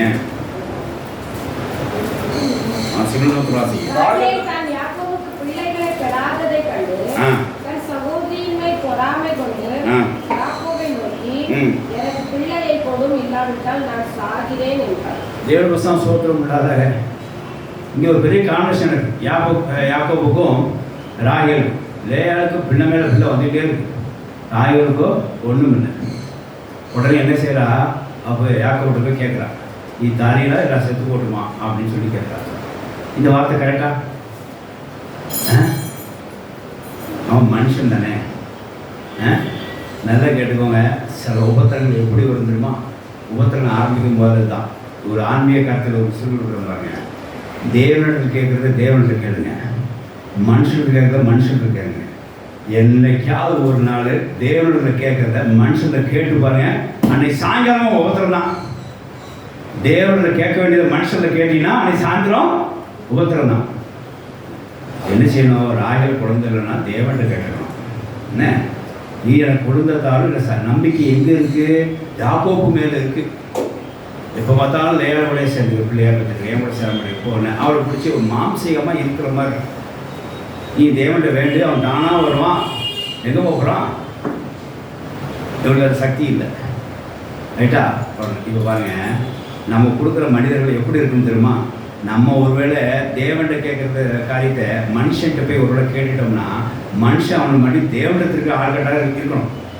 இங்கே கணவன் என்ன சொன்னார் தெரியுமா? அந்த கணவன் இப்படி தான் இருக்கும். உடனே என்ன சொன்னாரு? வாசிக்கலாம். அப்பொழுது யாக்கோபு ராகேலின் மேல் கோபம் வந்துட்டுங்க. அவருக்கு மனைவி மேல் கோபம் வந்துட்டு, எந்த கேள்வி யார்கிட்ட என்ன கேட்டுட்டு இருக்கிற? கொஸ்டினே தப்பு, என்கிட்ட நீ கேட்கக்கூடாது, கொஸ்டினே தப்பு அப்படின்னு மாதிரி ரொம்ப கோபம் வந்துட்டு அவருக்கு மனைவி மேலே. தேவனல்லவோ உன் கற்பத்தை அடைத்திருக்கிறார், தேவனல்லவோ உன் கற்பத்தை அடைத்திருக்கிறார், தேவனா என்றார். நான் தேவனா? கொஸ்டின் எங்க இருக்கு பாருங்க, நான் தேவனா? தேவனை கேட்கல, ஏன் கேட்டுட்டு இருக்கிற அப்படின்னு சொல்லி கோபம் பாருங்க. இதுதான் நிறைய வீட்டுல இப்ப நம்பிக்கையில எங்க இருக்கு? மனுஷன் மேல இருக்கு. பெரும்பாலும் நம்முடைய நம்பிக்கையை சிதற காரணம் என்ன தெரியுமா? நம்மளுக்கு சிதற காரணம் என்ன? தேவனிடத்துல கேட்கறத மனுஷத்துல கேட்டுக்கொண்டிருக்கிறோம். மனுஷத்தில் கேட்க வேண்டியதை போயிட்டு சிலதை தேவனிடத்தில் கேட்டுக்கொண்டிருக்கிறோம். அப்படி தானே? சிலர் அப்படி தான் பார்த்துருக்கீங்களா? துணி காயப்படுத்தணும், துணி காயப்பட்டுக்கணும், மழை பெய்யக்கூடாது அப்படின்னு தேவன்கிட்ட கேட்கலாம். என்ன அடுத்து என்ன சொல்கிறோமா? துணி காய போட்டுருக்குறோம், மறக்காம 3 மணிக்கு எழுப்பிட்டு மழை எழுப்பு அப்படின்னு மனுஷன் கேட்குறோம். இது எதை எங்கே கேட்குறோம்? இப்படிதான் மாற்றி என்ன செய்கிறாங்க? மழை வரலாம் எழுப்புன்னு சொல்லி ஒரு ஆட்டை சொல்லிட்டு படுக்கிறாங்க. ஒரு ஆள் என்ன அவன் எழுப்புவானா, அவன் தூங்கிட்டா என்ன பண்ணுவீங்க? இதான் மாற்றி ஏதாவது கேட்டு உங்களுக்குள்ள உபத்திரத்தை வர வச்சு அந்த நம்பிக்கை தேவ நம்பிக்கை அட்டுவோ பண்ணிடுறீங்க, சிதறடிக்கப்படுங்க. தேவனுடைய சோத்திரம் இல்லாத மனுஷன்கிட்ட கேட்குறத மாத்திரம் மனுஷன்கிட்ட கேளுங்க. தேவன்கிட்ட கேட்குறத தயவுசெய்து தேவன்கிட்ட மாத்திரம் கேட்கணும். மனுஷன்கிட்ட கேட்டுறாதீங்க, உபத்திரம் வந்துடும். உங்கள் நம்பிக்கையை டக்குன்னு சிதறடிக்கப்பட்டு போயிடும். ஆனால் நல்ல கணவனாக என்ன சொன்னார்? தேவன் நல்லவா கற்பத்தை எடுத்துருக்கிற நானா தேவனா போய் அப்படின்னு சொல்லிட்டார். உடனே அடுத்த வசனம் வாசிங்க. அப்பொழுது அவள், இதோ என் வேலைக்காரியாகிய பில்காள் இருக்கிறாளே, அவள் என் மடிக்கு பிள்ளைகளை பெறவும் அவளாலாகிலும் என் வீடு கட்டப்படவும் அவரிடத்தில் சேரும் என்று சொல்லி அவனுக்கு தன் வேலைக்காரியாகிய ஈகாலை மனைவியாக கொடுத்தாள். அப்படியே யாக்கோபு அவளை சேர்ந்தான். இப்போ கூட அவ தேவனிடத்துல சேரல. இப்போ கூட அடுத்த ஆல்ட்ரேட் போறாங்க. என்ன செய்றாங்க? வேலைக்காரை கொடுத்து பிள்ளை பெற்றுக்கா. இப்படிதான் போறாங்க. அதுக்கப்புறம் இன்னொருத்தி கொடுத்து மறுபடியும் நல்ல பெற்று தான் வரிசையா பேர் வந்துட்டே இருக்கும் பாருங்க. இப்படியே தான் போயிட்டு தவிர இப்போ கூட என்ன செய்யல, கேட்கல. கொஞ்சம் அடிபட்டதுக்கப்புறம் இன்னும் அவள் அக்காவோட சேர்ந்து கொஞ்சம் அவமானப்பட்டதுக்கப்புறம் அந்த தூதாயின் மகனை வச்சு இன்றைக்கி அவளை வர சொல்லுன்னு சொல்லி அது அக்கா தங்கச்சி பெண்களுக்குள்ளே பேசி என்ன ஒரு முடிவு பண்ணி அவளை சேர வச்சாச்சு. இப்போ கத்த பசவ சோத்திரம்னாக இப்போ தான் அவள் ஜெபம் பண்ணியிருப்பான்னு நினைக்கிறேன். ஏன்னா வசனம் அப்படி தான் சொல்லுது. எப்படின்னா வாசிக்கலாம், 21 வாசிக்கலாம். 21 வாசிங்க. இல்லை தப்பா சொல்கிறேன்னா 22 வாசிங்க. தேவன் ராகலை நினைத்ததுன்னா இங்க பாருங்க, இப்பதான் தேவன் செவி கொடுத்தாலும் இருக்கு. அப்ப இதுக்கு முன்னாடி என்ன செய்யிட்டு இருந்தாங்க? மனுஷன் செவி கொடுத்தா என்ன செய்தா? மனுஷனுக்கு, அதாவது அவள் விண்ணப்பத்தை மனுஷன் வைத்துட்டு இருந்தா. இப்பதான் தேவன்கிட்ட கொடுத்துருக்கா. தேவன் செய்தாத செவி கொடுத்தா. கர்த்தர் செவி கொடுக்க தாமதப்படுத்தல, செவி கொடுக்க மாதிரி இவன் நடந்துக்கல. தேவன் பசங்க சோத்திரம் இல்லாத இங்க அதான் நடந்தது. அப்போ தேவன் அவளுக்கு செவி கொடுத்து ஹalleluya. இப்போ பாருங்க, அப்போ நான் என்ன கேள்வி இல்லை, எனக்கு இதில் அந்த போதிக்கக்கூடிய இந்த கொஸ்டின் பாயிண்ட் என்ன அப்படின்னா, கீ பாயிண்ட் என்ன அப்படின்னா, எதுக்கு அந்த ஒரு ரெண்டு வேலைக்காரியை அவள் கொடுத்தா? அப்போ நம்பிக்கை எங்கே போச்சு? மாம்சத்தில் போச்சு. நம்பிக்கை எங்கே போச்சுங்க? மாம்சத்தில் போச்சு. அதாவது இதுலேருந்து என்ன இதுலேருந்து என்ன தெரியுது அப்படின்னா, நமக்கு ஒரு காரியம் வேண்டும் அப்படின்னா அதை தேவனிடத்தில் கேட்காம மனுஷன்கிட்ட கேட்கறதுனால நம்ம நம்பிக்கை எங்கே போகுது? சிதறடிக்கப்பட்டிருக்கு அப்படின்னு அர்த்தம். இதுதான் முதல் பாயிண்ட். நாம் நம்மளோட தேவைகளை தேவன்கிட்ட கேட்காம மனுஷன்கிட்ட கேட்க போய் நம்முடைய நம்பிக்கை அங்கிருந்து சிதறடிக்கப்படுகிறது அப்படின்றது இந்த வேத பகுதி நமக்கு அறிவிக்கிறது. ரெண்டு வேலைக்காரியை அங்கே நாசமாக்கியாச்சு. என்ன?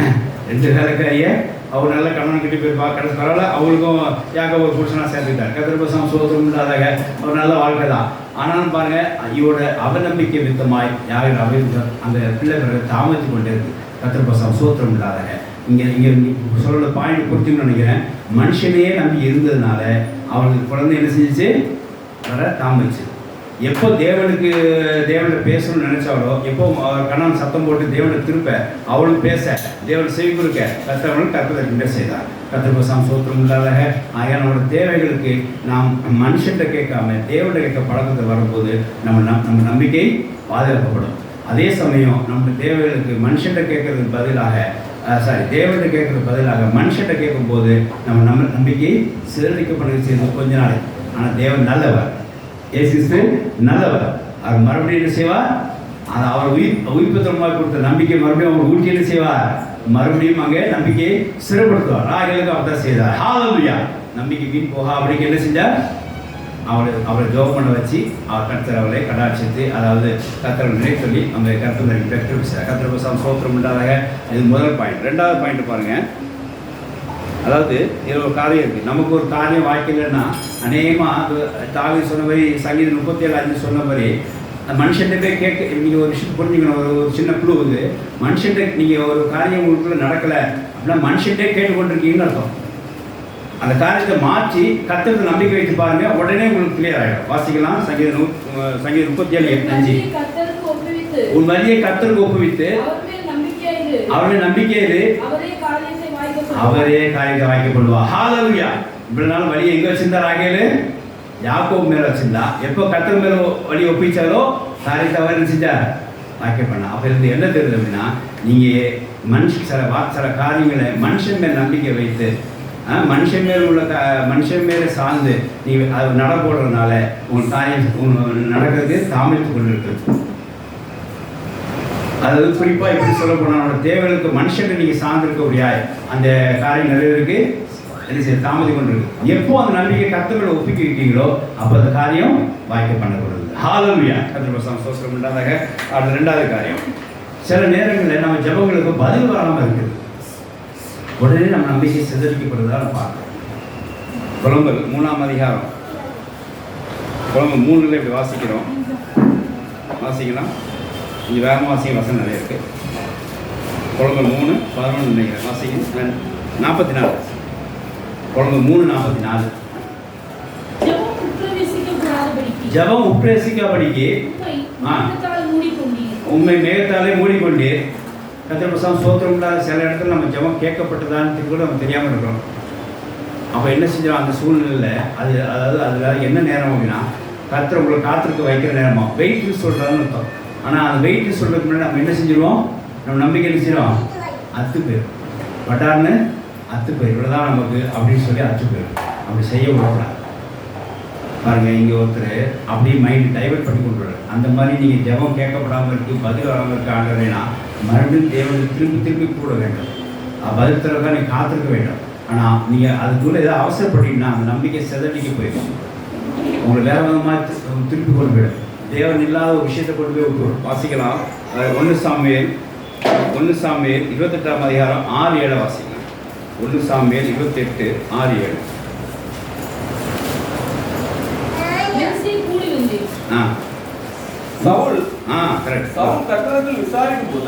சவுல் கர்த்தரிடத்தில் விசாரிக்கும் போது அவனுக்கு சொப்பனங்களாவது ஊர்மீனாவது தீர்க்க தரிசனங்களாவது பதில் கொடுக்கல ஆண்டவர். அவன் செஞ்ச காரியத்துக்கு மேகத்தை போல மூணு மாதிரி ஒரு காரியம் ஆயிட்டு நம்ம ஜெபம் உட்பிரசிக்காபடிக்கு மேகம் போல் மூணு மாதிரி கர்த்தர் பதில் விரும்பலை. உடனே என்ன பண்ணிருக்கணும், சாமுவேல் தீர்க்கதரிசி கர்த்தரோட வார்த்தை கேட்டு அறிவித்துட்டு ஒரு ஆள் அவரை மோத முடிக்க மாட்டேன்னு சொன்னதுனால அடுத்த தீர்க்கதரிசியை நாடி இருக்கணும். அடுத்த தீர்க்கதரிசியை பார்த்துக்கணும். கர்த்தர் பெண்ணை பற்றி என்ன சொல்கிறாருன்னு சொல்லி பார்த்துருக்கணும். இதோட அடுத்த வாசிங்க என்ன செஞ்சாருப்பாங்க, ஒரு நம்பிக்கை கர்த்தர் பதில் கொடுக்கணும். நம்பிக்கை எங்கே போயிடுச்சு அதை வாசிக்கலாம். அப்பொழுது சவுல் தன் ஊழியக்காரரை நோக்கி அஞ்சனம் பார்க்கிற ஒரு ஸ்திரியை தேடுங்கள். தேவன் பசங்க சோதரம் உண்டாதாங்க. எங்கே போயிடுச்சு பார்த்தீங்களா, எங்கே போயிட்டு கடந்த ஆட்களில் எனக்கு ஒரு சில காரியமாக காணப்பட்டேன். ஒரு மனப்பாரமாக இருந்தேன். பணம் மித்தமாக சரி, சில டிசிஷன் எடுக்க முடியாமல் இருந்தால் சரி, சில சர்வர் இஷ்யூஸ் ஆஃபீஸில் இருந்ததுனால சரி, இப்படி கொஞ்சம் மனப்பாரமாக இருந்துச்சு. நான் யார்கிட்ட ஷேர் பண்ண முடியாமல் தவிச்சிட்டு தான் இருந்தேன். சரி ஜெபம் பண்ணுவோம் செய்வோம் அப்படின்னு சொல்லி நான் எப்போவுமே வெள்ளிக்கிழமை ப்ரேயர் வருவேன்.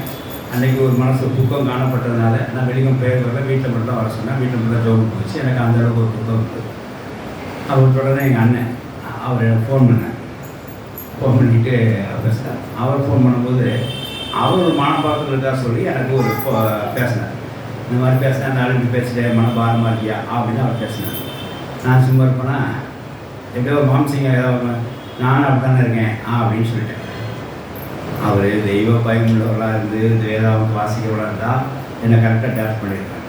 அவர் என்ன சொன்னார், அது உனக்கு எனக்கு புதன் நட்சத்திரம்டா, அந்த புதன் நட்சத்திரங்களுக்கெல்லாம் இந்த மாதிரி மனப்பாரம் இருக்க தான் செய்யும் அப்படின்னு டேட் பண்ணாருங்க. அவங்க போன கீழே வச்சுட்டு என்னடா அது, இந்த நட்சத்திரம் போனாலும் நம்ம பாரமாக இருப்போமா, இல்லை நம்ம என்ன செஞ்சாலும் இப்படி பாரமாக தான் இருக்குமா? அப்போ இயேசு வந்து பாடுபட்டது என்ன, இயேசு வந்து ரத்தம் செஞ்சது என்ன, சில டப்புன்னு டைவர்ட் பண்ணிடுவாங்க. அது வீட்டில் இருக்கவங்களே அவர் போய் ஆலோசனை, நான் ஆலோசனை கேட்கலாமா, அவர் ஒரு படம் அழுது நான் திருப்பி அழுது மாதிரி ஒரு காரியத்தை ஷேர் பண்ணிட்டோம். பாருங்கள், அவர் நம்ம பலவீனாக்கம் ஆகிடுச்சு. கத்திரிக்கோசம் சோத்திரம் இல்லாத ஒரு நிமிஷம் சொல்லிட்டு இருந்தால் அந்த சம்பவம் எனக்கு ரொம்ப சங்கடமாக போச்சு. இந்த புதன் நட்சத்திரம்லாம் இப்போ வந்து மனப்பாரமாக இருப்பாங்க, கொஞ்ச நாள் சரியாக இருக்கும். ஐயோ இன்னும் பழைய ஆட்களே இருக்கிறாங்க போல இருக்கு அப்படின்னு சொல்லிட்டு நான் கொஞ்சம் விலகி இருக்க பார்க்க முடியும் பண்ணிட்டேன். கத்திரிக்கோசம் சோத்திரம் இல்லாத எனக்கு இந்த சவுல் காரியம் ஞாபகம். கத்தெடுத்து ஒரு பதில் வரலாம் போகிறோன்னா அவர்கிட்ட மண்டாடி கேட்கணும் தான். அப்போ நாகதாசி அவர் அடுத்த 40 உள்ளே வராது, யாருக்கு தாவித கூட அடுத்த உள்ளே வராது. அவர்கிட்ட அவரை பார்த்து கேட்கணும்னா அவரை விட்டுவிட்டு அவர்கிட்ட 5ஆம் வகுப்பு போகணும்னு முடிவு பண்ணிட்டார். நம்பிக்கையே அவர் கடைசி அவரோட சாவு எப்படி இருந்துச்சு பாருங்க. கத்திரிக்கோசம் சோத்திரம் உண்டாதாக. அப்போது இப்படி தான் சில நேரங்களில் நம்முடைய ஒரு இக்கட்டில் நம்முடைய நம்பிக்கையை சிதறிக்கப்பட்ட ஒரு சம்பவம் நடக்கும். ஆனால் நம்ம என்ன செய்யக்கூடாது, அதை குறித்து இல்லாமல் தெய்வ நம்பிக்கை சார்ந்தே தான் இருக்கணும். இங்கே என்ன காரியம் பாருங்கள், இங்கே என்ன காரியத்தாங்க சிதறிக்கப்பட்டார் அப்படின்னா, ஜெபத்துக்கு பதில் வரனால செஞ்சார், சிதறிக்கப்பட்டார். ஜெபத்துக்கு பதில் நாளைக்கு வரும். சிலருக்கு 3 வாரம் கழிச்சு வந்துருக்கு, சிலருக்கு 2 வருஷம் கழிச்சு, 5 வருஷம் கழிச்சுலாம் பதில் வந்துருக்குது. ஆனால் இவர் என்ன செய்தார், அதை அவசரப்பட்டுட்டு என்ன செய்தார், தன்னுடைய நம்பிக்கையை இன்னொரு செலுத்தி அந்த காரியத்தை நாசமாக்கிறத பார்க்குறோம். கத்திரிக்கோசம் சோத்திரம் உண்டாதாக. அப்போ பாருங்க, சில இடத்துல ஜெபம் பதில் வராமல் இருக்கிற காரியத்தெல்லாம் எக்காலத்தில் நம்பிக்கை இழந்துடாதீங்க. திரும்ப வரும், பதில் வரும். ஜெபத்தில் பதில் வரணும்னா அது வெயிட்னு சொல்கிறான்னு அர்த்தம். கர்த்தர் சில இடங்களில் எஸ்ன்னு சொல்லுவார், சில இடத்துல நோ சொல்லுவார், சில இடத்துல வெயிட்னு சொல்லுவார். காத்திருப்பார். அந்த காத்து சொல்கிற பதில் கொடுக்குற நேரம் தான். அந்த நேரத்தில் போய் நம்ம நம்பிக்கை எங்கொண்டு விட்டுறோம்? தெய்வம் இல்லாத ஒரு அஞ்சனம் பார்க்கறதையும் ஒதுக்கிற காரியங்களையும் சில ஒரு உலக பரிமாறங்களையும் கொண்டு அதை வச்சுருக்கோம். அப்படி தயவுசெய்து அப்படி செஞ்சிடாதீங்க. நான் இப்போ சொல்கிற பாயிண்ட் அவங்க புரிஞ்சுக்கணும். தேவ நம்பிக்கைக்கெல்லாம் எப்போல்லாம் அற்று போகப்படுகிறது ஒரு சம்பவம். இப்போ 2ஆம் பாயிண்ட் பார்த்துருக்குறோம். ஒன்று 2ஆம் பாயிண்ட் முதல்ல நம்மளோட தேவைகளை மனுஷன்கிட்ட கேட்க போய் அது நம்ம நம்பிக்கையை சிதறிக்க பண்ணி பார்க்குறோம். அடுத்தது நம்ம தெய்வத்திலிருந்து வர்றதுக்கு முன்னாடி அதை பதில் சொல்ல நினச்சிக்கிட்டு இருக்கக்கூடிய நம்ம என்ன செய்கிறோம்? மாற்று வழியை, அதாவது தெய்வம் இல்லாத ஒரு வழியை தேர்ந்தெடுக்கிற மாதிரி அவநம்பிக்கை உண்டாகிற ஒரு காரியம் உண்டாகும். 3ஆவது காரியம் கர்த்தர் சோத்திரம் உண்டாதாக யோவான் 10ஆம் அதிகாரம் 37-40 வாசிக்கலாம். பிறராலே ஒரு டிஸ்கரேஜ் பண்ணுற மாதிரி சில நேரங்களில் நம்ம நம்பிக்கை சிதறிக்க முடியாது சில ஆட்களும். நீங்கள் அந்த மாதிரி ஆட்கள் பேசுகிற கொஞ்சம் அவாய்ட் பண்ணுங்கள். வாசிக்கலாம். யோவான் 10:37-40. என் பிதாவின் கிரியைகளை நான் செய்யாதிருந்தால் யோவான் 10:37 தானே? ஆமாய்யா. 9:37 வாசிங்க. இயேசு அவனை நோக்கி நீ அவரை கண்டிருக்கிறாய், உன்னுடனே பேசுகிறவர் அவர்தான் என்றார். ஒரு விஷயம்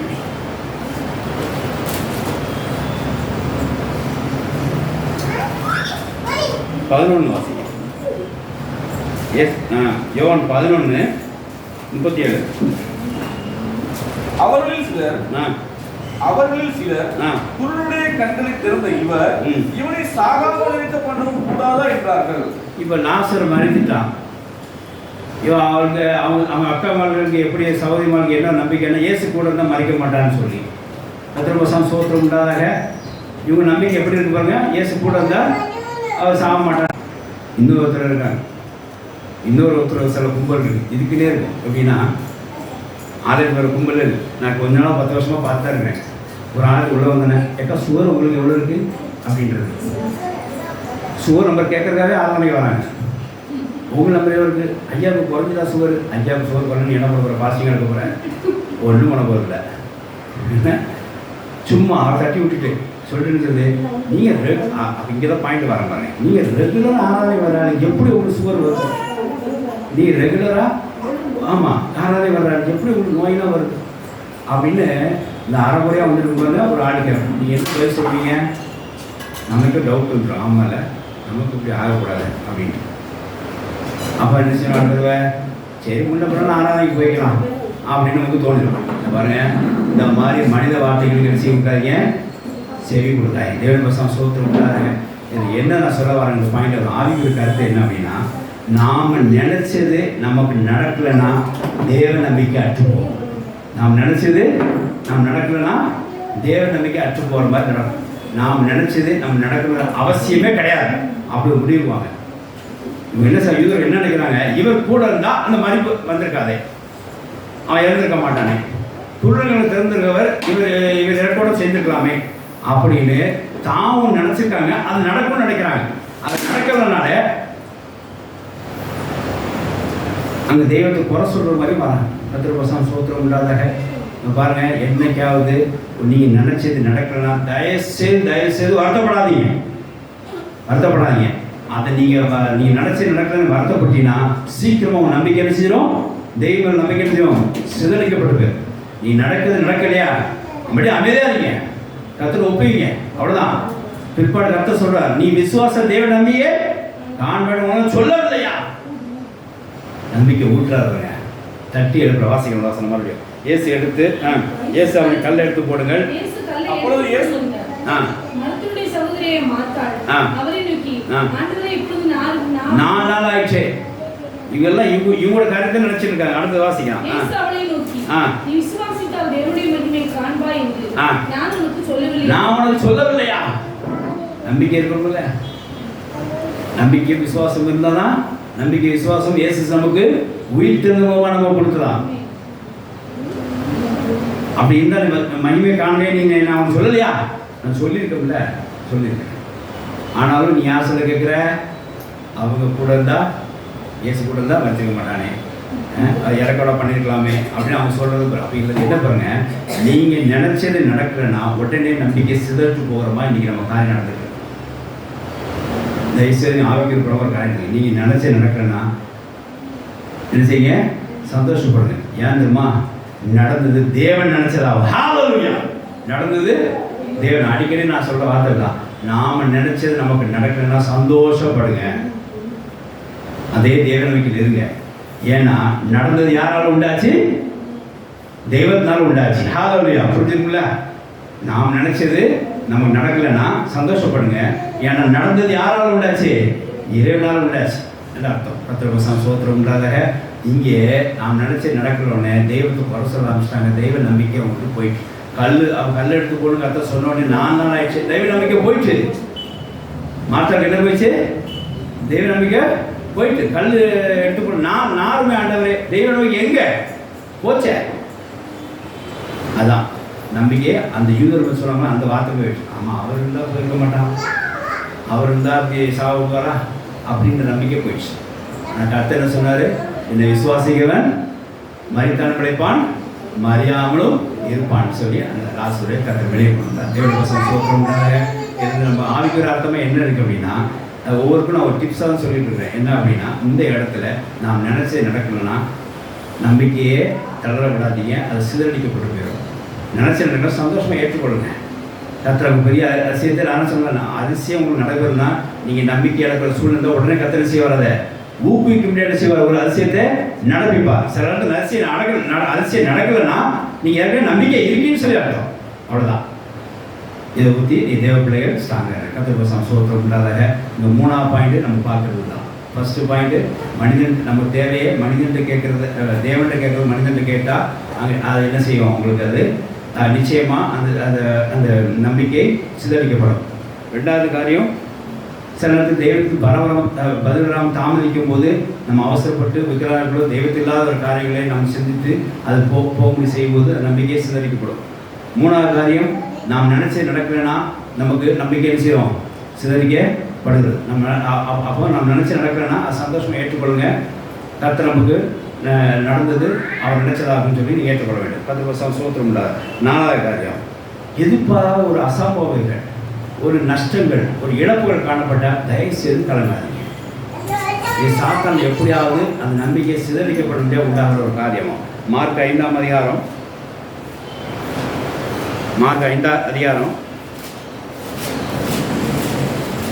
3:5 வாசிங்க, 35 வாசிங்க. அவர் இப்படி பேசிக் கொண்டிருக்கையில் ஜெப ஆலயத்தினுடைய வீட்டிலிருந்து வந்து உம்முடைய குமாரத்தை மறுத்து போனார், இனி ஏன் யோதரை வருத்தப்படுத்துகிறீர்கள் என்றார்கள். பாருங்க, இந்த மாதிரி வார்த்தைலாம் வருங்க. இந்த மாதிரி வார்த்தை வரும். எந்த மாதிரி வார்த்தை வரும்? ஆமாம், அதாவது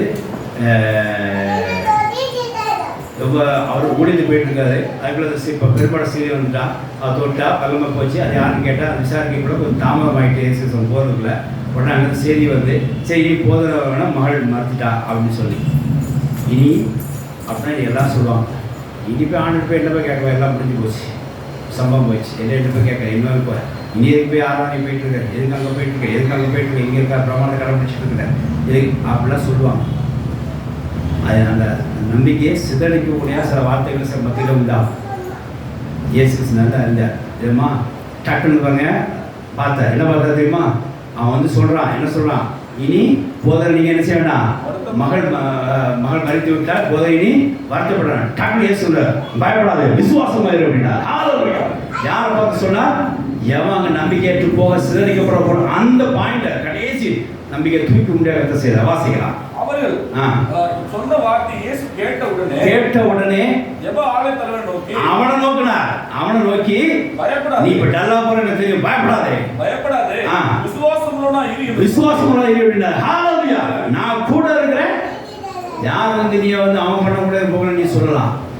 நீ இயேசு கூட அறியாம தெரியாம சில பேர் நம்பிக்கை என்ன செய்யறாங்க, சிதறிக்க பண்ணிடுறாங்க. அவ்வளவுதான் ஆண்டவர் நமக்கு என்ன செய்யப்படுறாங்க. அவ்வளோதான், எல்லாம் போச்சு, எல்லாம் போச்சு, எல்லாம் போச்சு அப்படின்றாங்க. கர்த்தர் கடைசிக்கு கூட அந்த கடைசி புள்ளி நம்பிக்கை என்ன செய்யறவரு தூக்கி விடுவார். ஹல்லேலூயா. சில இந்த வார்த்தைகளை கேட்டு அப்படியே மடங்கி போடுறாங்க. நமக்கு இந்த இடத்துல சரியான இதெல்லாம் பாருங்க. நான் எது சொல்கிறேன்னா, இந்த உலகத்தார் வந்து இந்த நம்பிக்கை சிதறிக்கப்படுற காரியமாக இருக்குது. அந்த வேலைக்காரை வச்சு ராகியோட நம்பிக்கையை வேறு மாதிரி மாறிப்போச்சு. என்ன அந்த சுற்றி உலக அந்த துஷ்டி வந்தாலும் வாய வச்சு சும்மா இருப்பாங்களா, ஏதாவது சொல்லி மரியாதை இன்னும் நம்பிக்கை வச்சுட்டாங்க வீக்காக பார்க்குறாங்க. இங்கே அதிசயத்தை பார்க்க வந்தாலும் ஏதாவது ஒன்று சொல்லி அந்த ஜபாத்தினுடைய நம்பிக்கையை வீணடிக்க பார்க்குறாங்க. இதெல்லாம் பாருங்க சுற்றி உள்ள காரியங்களை வச்சு நடக்குது. அப்போ இதை கவனமாக இருக்கிற இந்த இடத்துல ஏதாவது காட்டி யாராவது சொல்லி நம்ம நம்பிக்கை என்ன செய்யணும், வீண் போக செய்வாங்க. கத்திரபசம் சோத்திரம் இதே காரியம் எஸ்ஐக்கில் பார்க்குறோம். எஸ்ஐக்கில் 32ஆம் அதிகாரம் 10ஆம் வசனம் வாசிங்க.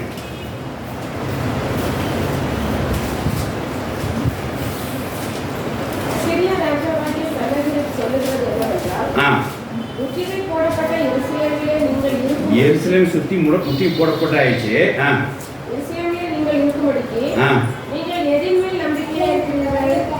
இப்போ நான் வந்து ஃபுல்லாக எருசலேமை கவர் பண்ணிட்டோம், ஃபுல்லாக பவுண்டரியெல்லாம் நாங்கள் கேப்சர் பண்ணிட்டோம். இப்போ எது மேலேயே நீ நம்பிக்கை வச்சுட்டு இவ்வளோ வைராக்கியமாக இருக்கிறீங்க அப்படின்னு கேட்குறான். எதுக்கு மேலே வைராக்கியம் இருக்கிறது தெரியுமா, எது இருந்தால் தெரியுமா? 32:8 வாசிக்கலாம். 32:8. இப்போ எஸ்ஐக்கே சொல்கிறார், எதுவுமே நம்பிக்கை எஸ்ஐக்கே சொல்கிறார். ஸோ வாசிக்கலாம். மாம்ச பயம்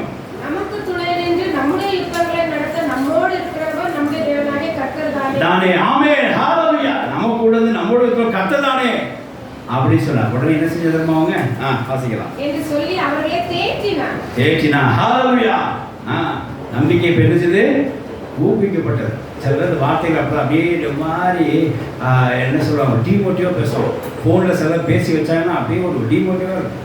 அவ்வளோதாங்க, இனி அவ்வளோதான் அப்படிமா. ஆனால் வார்த்தைகள் எப்படி சொல்லணும் தெரியுமா? இப்படி சொல்லணும், நம்மளோடு இருக்கக்கூட நம்முடைய தேவன் தாமே அப்படின்னு சொல்லணும். 2-3 பேர் என்ன பேசியிருக்காங்க. நான் பேசும்போது என்ன அறியாமல் சில அந்த வசனம் சொல்லுவேன். நான் ஜோதியில் படம்போது பேசும்போது எப்போவும் அவர் ஒரு வார்த்தை சொல்லணும், வசனம் சொல்லாமல் கீழே வைக்க மாட்டேன். அது ரொம்ப ஆறுதல். அவங்க சில நேரத்தில் சொல்லுவார், நீங்கள் ஃபோனில் பேசினா நம்ம நம்பிக்கை அந்த இல்லை.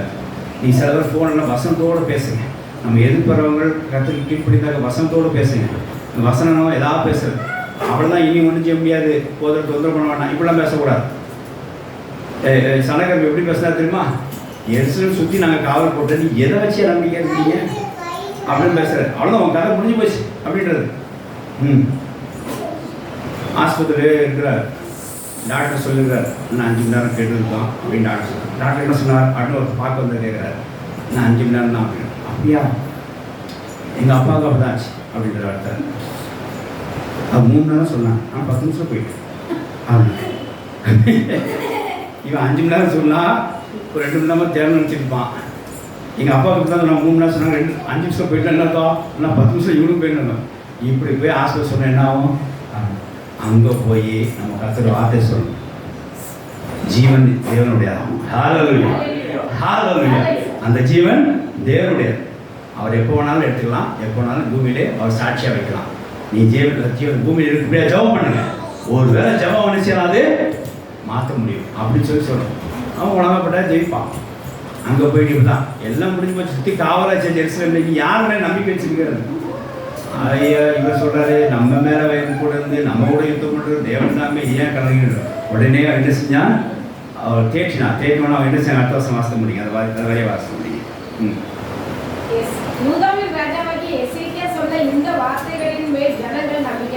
ஹalleluya. நீங்க 4 மணி கீழே வச்சால ஒரு வருத்தமானா இந்த நம்பிக்கை அனுப்பிச்சு அவங்களுக்கு வரணும். நீங்களும் சேர்ந்து அப்படிதான் இருக்கும், அது அப்படிதான் இருக்கும் அப்படின்னா அவ்வளோதான். அப்போ இதெல்லாம் நம்பிக்கை சிதறடிக்கப்படுற சமம். அப்போ இந்த ஆள்கிட்ட கவனமாக இருக்கும். நீங்கள் பேசும்போது வசனத்தோடு ஒத்தி இந்த மாதிரி எசைக்கா பேசுகிற மாதிரி பேசுகிறதா பேசுங்க. இல்லைன்னா அந்த ஃபோனில் ஆர்டர் செய்யறீங்க பேசாதீங்க. சும்மா நான் ஊருக்கு போகிறேன், என் சொந்தக்காரங்க பார்க்குறேன், ஒரு காரணம் இல்லாமல் சொந்தக்காரன் பார்த்துடாதீங்க. உங்களோட விஷயம் அடிச்சுடுவாங்க.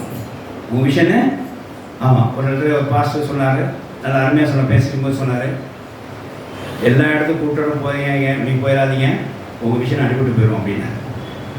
எல்லா இடத்துலையும் சொந்தக்காரங்களும் ஃபங்க்ஷனில் தாராளமாக போயிடாதீங்க.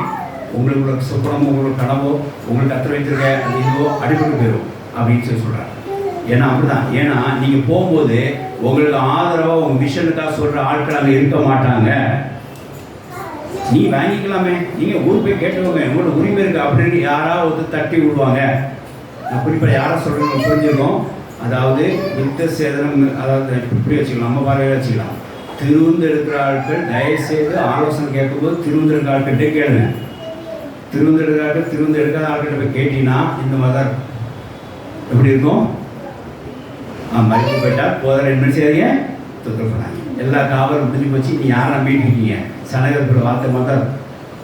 இப்போ நீங்கள் பேசுகிற ஆள் திருவிந்து எடுத்த கூட அதை கொடுக்குற ஒரு வேளாண் ஆட்கள் என்ன செய்யுங்க, பேசுங்க. உங்களை நடத்த விட்டு பேசுங்க, உங்கள் ஆலோசனை உங்களை நடத்த விட்டு பேசுங்க. நான் சொல்லுங்க புரிஞ்சுருக்கோம். நம்ம லெவலுக்குள்ள ஆட்கள் நீங்கள் கீழே இறங்கி பேசிங்கன்னா உங்கள் நிச்சயம் உங்கள் நம்பிக்கை என்ன செஞ்சிடும், அற்றுவே. திருவிந்து எடுக்கிற ஆட்கள் திருவிந்து எடுக்கிற ஆட்கள் பேசி போடும்போது ஆலோசனை கேட்கும்போது நம்பிக்கை அற்று போயிடும். திருவிந்து எடுக்கிற ஆட்கள் திருவிந்து பேசும்போது அந்த ஓரளவு நம்பிக்கை பேலன்ஸ் ஆகும். திருவிந்து எடுக்கிற ஆட்கள் திருவிந்து கொடுக்குற ஆட்களோட நம்பிக்கை பேசும்போது அந்த நம்பிக்கை என்ன செய்யும், ப்ளஸ் ஆகும். ஹல்லேலூயா. இதுதான் இந்த இடத்துல நான் சுய அறிவாக வேலை செய்வேன் அப்படின்னா நம்ம பார்த்துட்டோம். சுய அறிவு உங்கள் வேலைக்கு நடக்காது. ரைட்டு. அப்போ யார்கிட்ட நீங்கள் பேசணும், ஆலோசனை கேட்கும்போது உங்கள் ஸ்டாண்டர்ட் தகுந்த மாதிரி உங்களை நடத்த விட்டு பேசுங்க, ஆலோசனை கிடைக்கும். ஐயா வீட்டுக்காரங்களை எப்படி இருக்கு, இப்படி செய்யலாமா, மகளுக்காரத்துக்கு இப்படி இருக்கு, இப்படி செய்யலாமா, பிரசவங்காரங்க இப்படி செய்யலாமா, கல்யாணக்காரங்களை இப்படி செய்யலாமா. தயவுசெய்து உங்கள் மேல் ஆட்கிட்ட கேட்டு அதை தெரிஞ்சுக்கோங்க. தெய்வீ அதுவும் வசனத்தோடு அந்த ஆலோசனை இருக்க வேண்டும்.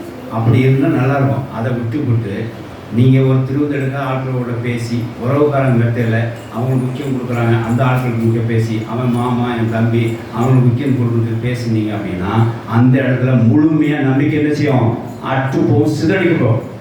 தேவ பிள்ளைகள் ரொம்ப கவனமாக இருங்க. உறவுக்காரங்க வார்த்தைகளை கொடுத்து ரொம்ப கவனமாக இருங்க. அவர்கள் உங்களோட திருவிழா பகிர்ந்து கொள்கிறார்களாம். அவர்கள் உங்களை நடத்துகிறவளாக இருந்தால் தான் நீங்கள் அவங்களோட ஆலோசனை கேட்க முடியும். ஆக கூட பிறந்தவங்க அப்படிங்கிறதுக்காக எல்லா ஆலோசனையும் நீங்கள் ஏற்றுக்கொள்ள முடியாது. தேவ பசங்க சோத்திரம் இல்லாத உங்கள் நம்பிக்கை அற்று போகிறதுக்கு இதெல்லாம் ஒரு புள்ளிகளாக செயல்படுவாங்க. ஆனால் தேவ பிள்ளைகள் ரொம்ப கவனமாக செயல்படுறாங்க. தேவ பசங்க சோத்திரம் இல்லாத நேரம் போயிட்டுருக்கு. ஆகையினால இந்த காரியத்தை நீங்கள் எக்காரணத்தை கொண்டு உங்கள் நம்பிக்கை சிதறிக்கப்படக்கூடாது அப்படிங்கிறதா. ரெண்டாவது காரியம் இப்போ 5 பாயிண்ட் எதிரியாக பார்க்குறோம் அப்படின்னா, நீங்கள் நெருக்கடியில் உள்ள வரும்போது, ஒரு உபத்திரங்கள் உள்ளே வரும்போது உங்கள் ஆட்டோமேட்டிக்காக உங்களுக்கு நம்பிக்கை சிதறிக்க போகிற ஒரு காரியமாக இருக்கிறது பார்க்குறோம். ஆனால் எதுக்கு வருது அப்படின்னு சொன்னால் அந்த நம்பிக்கை நீங்கள் உறுதியாக டெஸ்ட் எழுதி பாஸ் பண்ண முடியாதுன்னு சொல்லி பார்க்குறோம். அப்படியே ஒவ்வொரு காரியங்களையும் இங்கே மாத்தாளன் பார்த்தோம், சாமியோட பார்த்தோம், சவுல் காரியத்தையும் பார்த்தோம், ராகேல் காரியத்தையும் பார்த்தோம், இங்கே அந்த லாசர் மரித்து போன காரியத்தையும் பார்த்தோம், இங்கே ஜபாலத்தில் மகள் மரித்து போனதையும் பார்த்தோம். கர்த்தர் சொன்னார் பயப்படாமல் விசுவாசம் வேறு அப்படின்னா கர்த்தர் போய் இந்த குழந்தைய என்ன செஞ்சார், எழுப்பி கொண்டு வந்தார். ஹல்லேலூயா. இப்போ அவன் நம்பிக்கை எடுத்துட்டவங்க பூடிச்சு தேவ சோத்திரம் உள்ளாத. அதேமாதிரி சனகர் சொன்ன வார்த்தைகளை எஸ்ஐக்கே அதை கவுண்டர் போட்டதுனால அப்புறம் அவங்களுக்கு எல்லாரும் நம்பிக்கையை மாறாதபடிக்கு எல்லா தேவனில் விண்ணப்பம் அந்த ஆசிரியர்களுக்கு போய் சேர்ந்ததுனால கர்த்தர் அவங்க தூதர்களை கொண்டு அந்த அந்த சனகர் ஆட்களையும் விசேஷமான ஆசீர்வாதம் கரெக்டானு சொல்லி பார்க்கணும். தேவ பசங்க சோத்திரம் உள்ளாத. ஆகையினால நமக்கு நம்பிக்கை சிதறிக்க 2 காரியம் பார்க்குறோம். ஒன்று, உலக காரியங்கள் நம்பிக்கை வைத்தனாலே நம்ம நம்பிக்கை வீணாக போகிறது, சிதறிக்க போகுதுன்னு சொல்லி பார்க்குறோம்.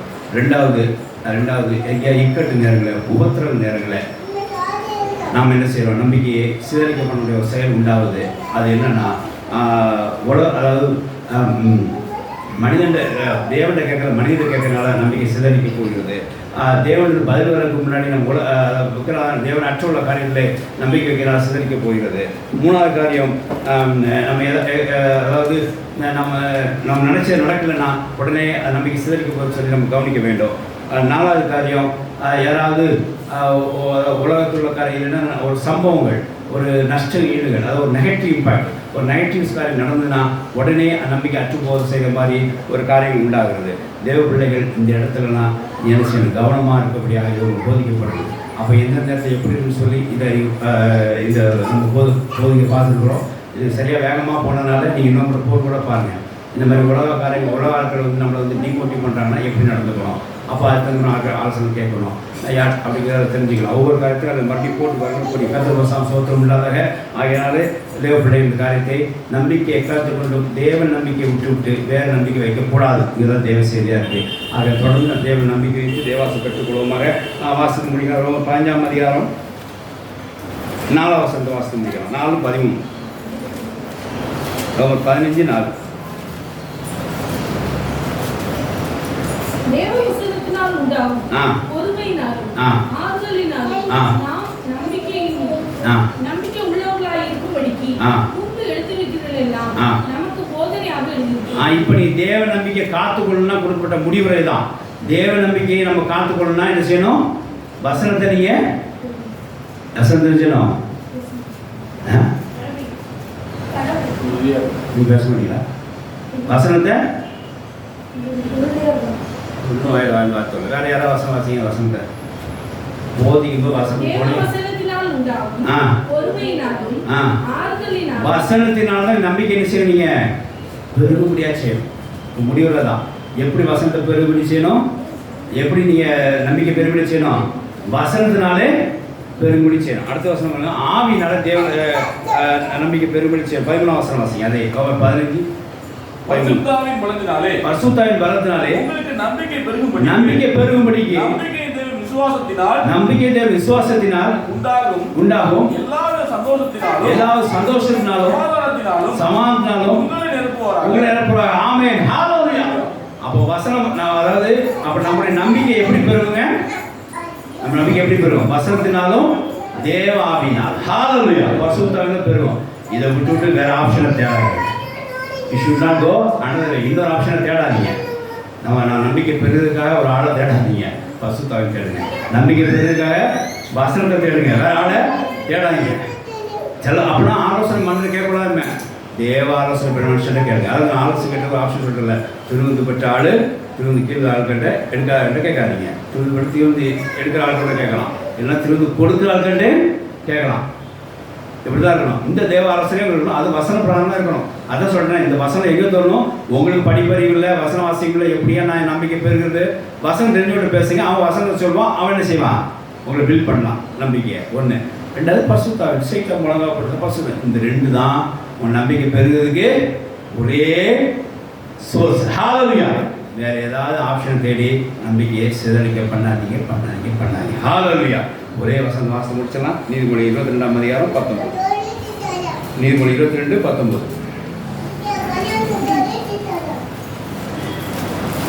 உன் நம்பிக்கை கர்த்தர் மேல் இருக்கும்படி உன் நம்பிக்கை கர்த்தர் மேல் தான் இருக்கும்படி இன்றைய தினம் அவைகளை உனக்கு தெரியப்படுத்துகிறேன். ஆமென். ஹalleluya.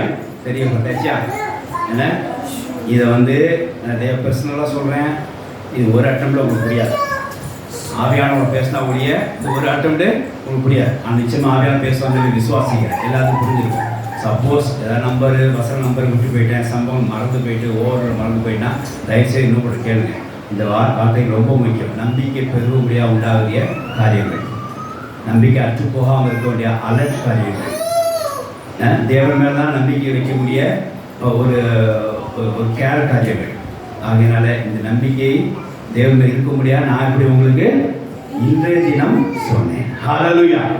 ஆகையினால நாம் உலக காரியங்கள் மேல் நம்பிக்கை வைக்காமலும் ஏதாவது நெருக்கடி மித்தம் உபத்திரம் மித்தம் நம்ம நம்பிக்கை சிதறப்படாமலும் நாம் பாதுகாக்க பரிசுத்தாவின் மேலும் வசனத்து மேலும் நம்பிக்கை வைத்து நம் ஆவிக்கு வளர்த்தலை பிரச்சனைப்படுவோம். கர்த்தர் தாமே வார்த்தை ஆசீர்வதிப்பார். ஆமென். ஹalleluya. ஹalleluya. நாம் தேவனை ஸ்தோத்திரிப்போம்.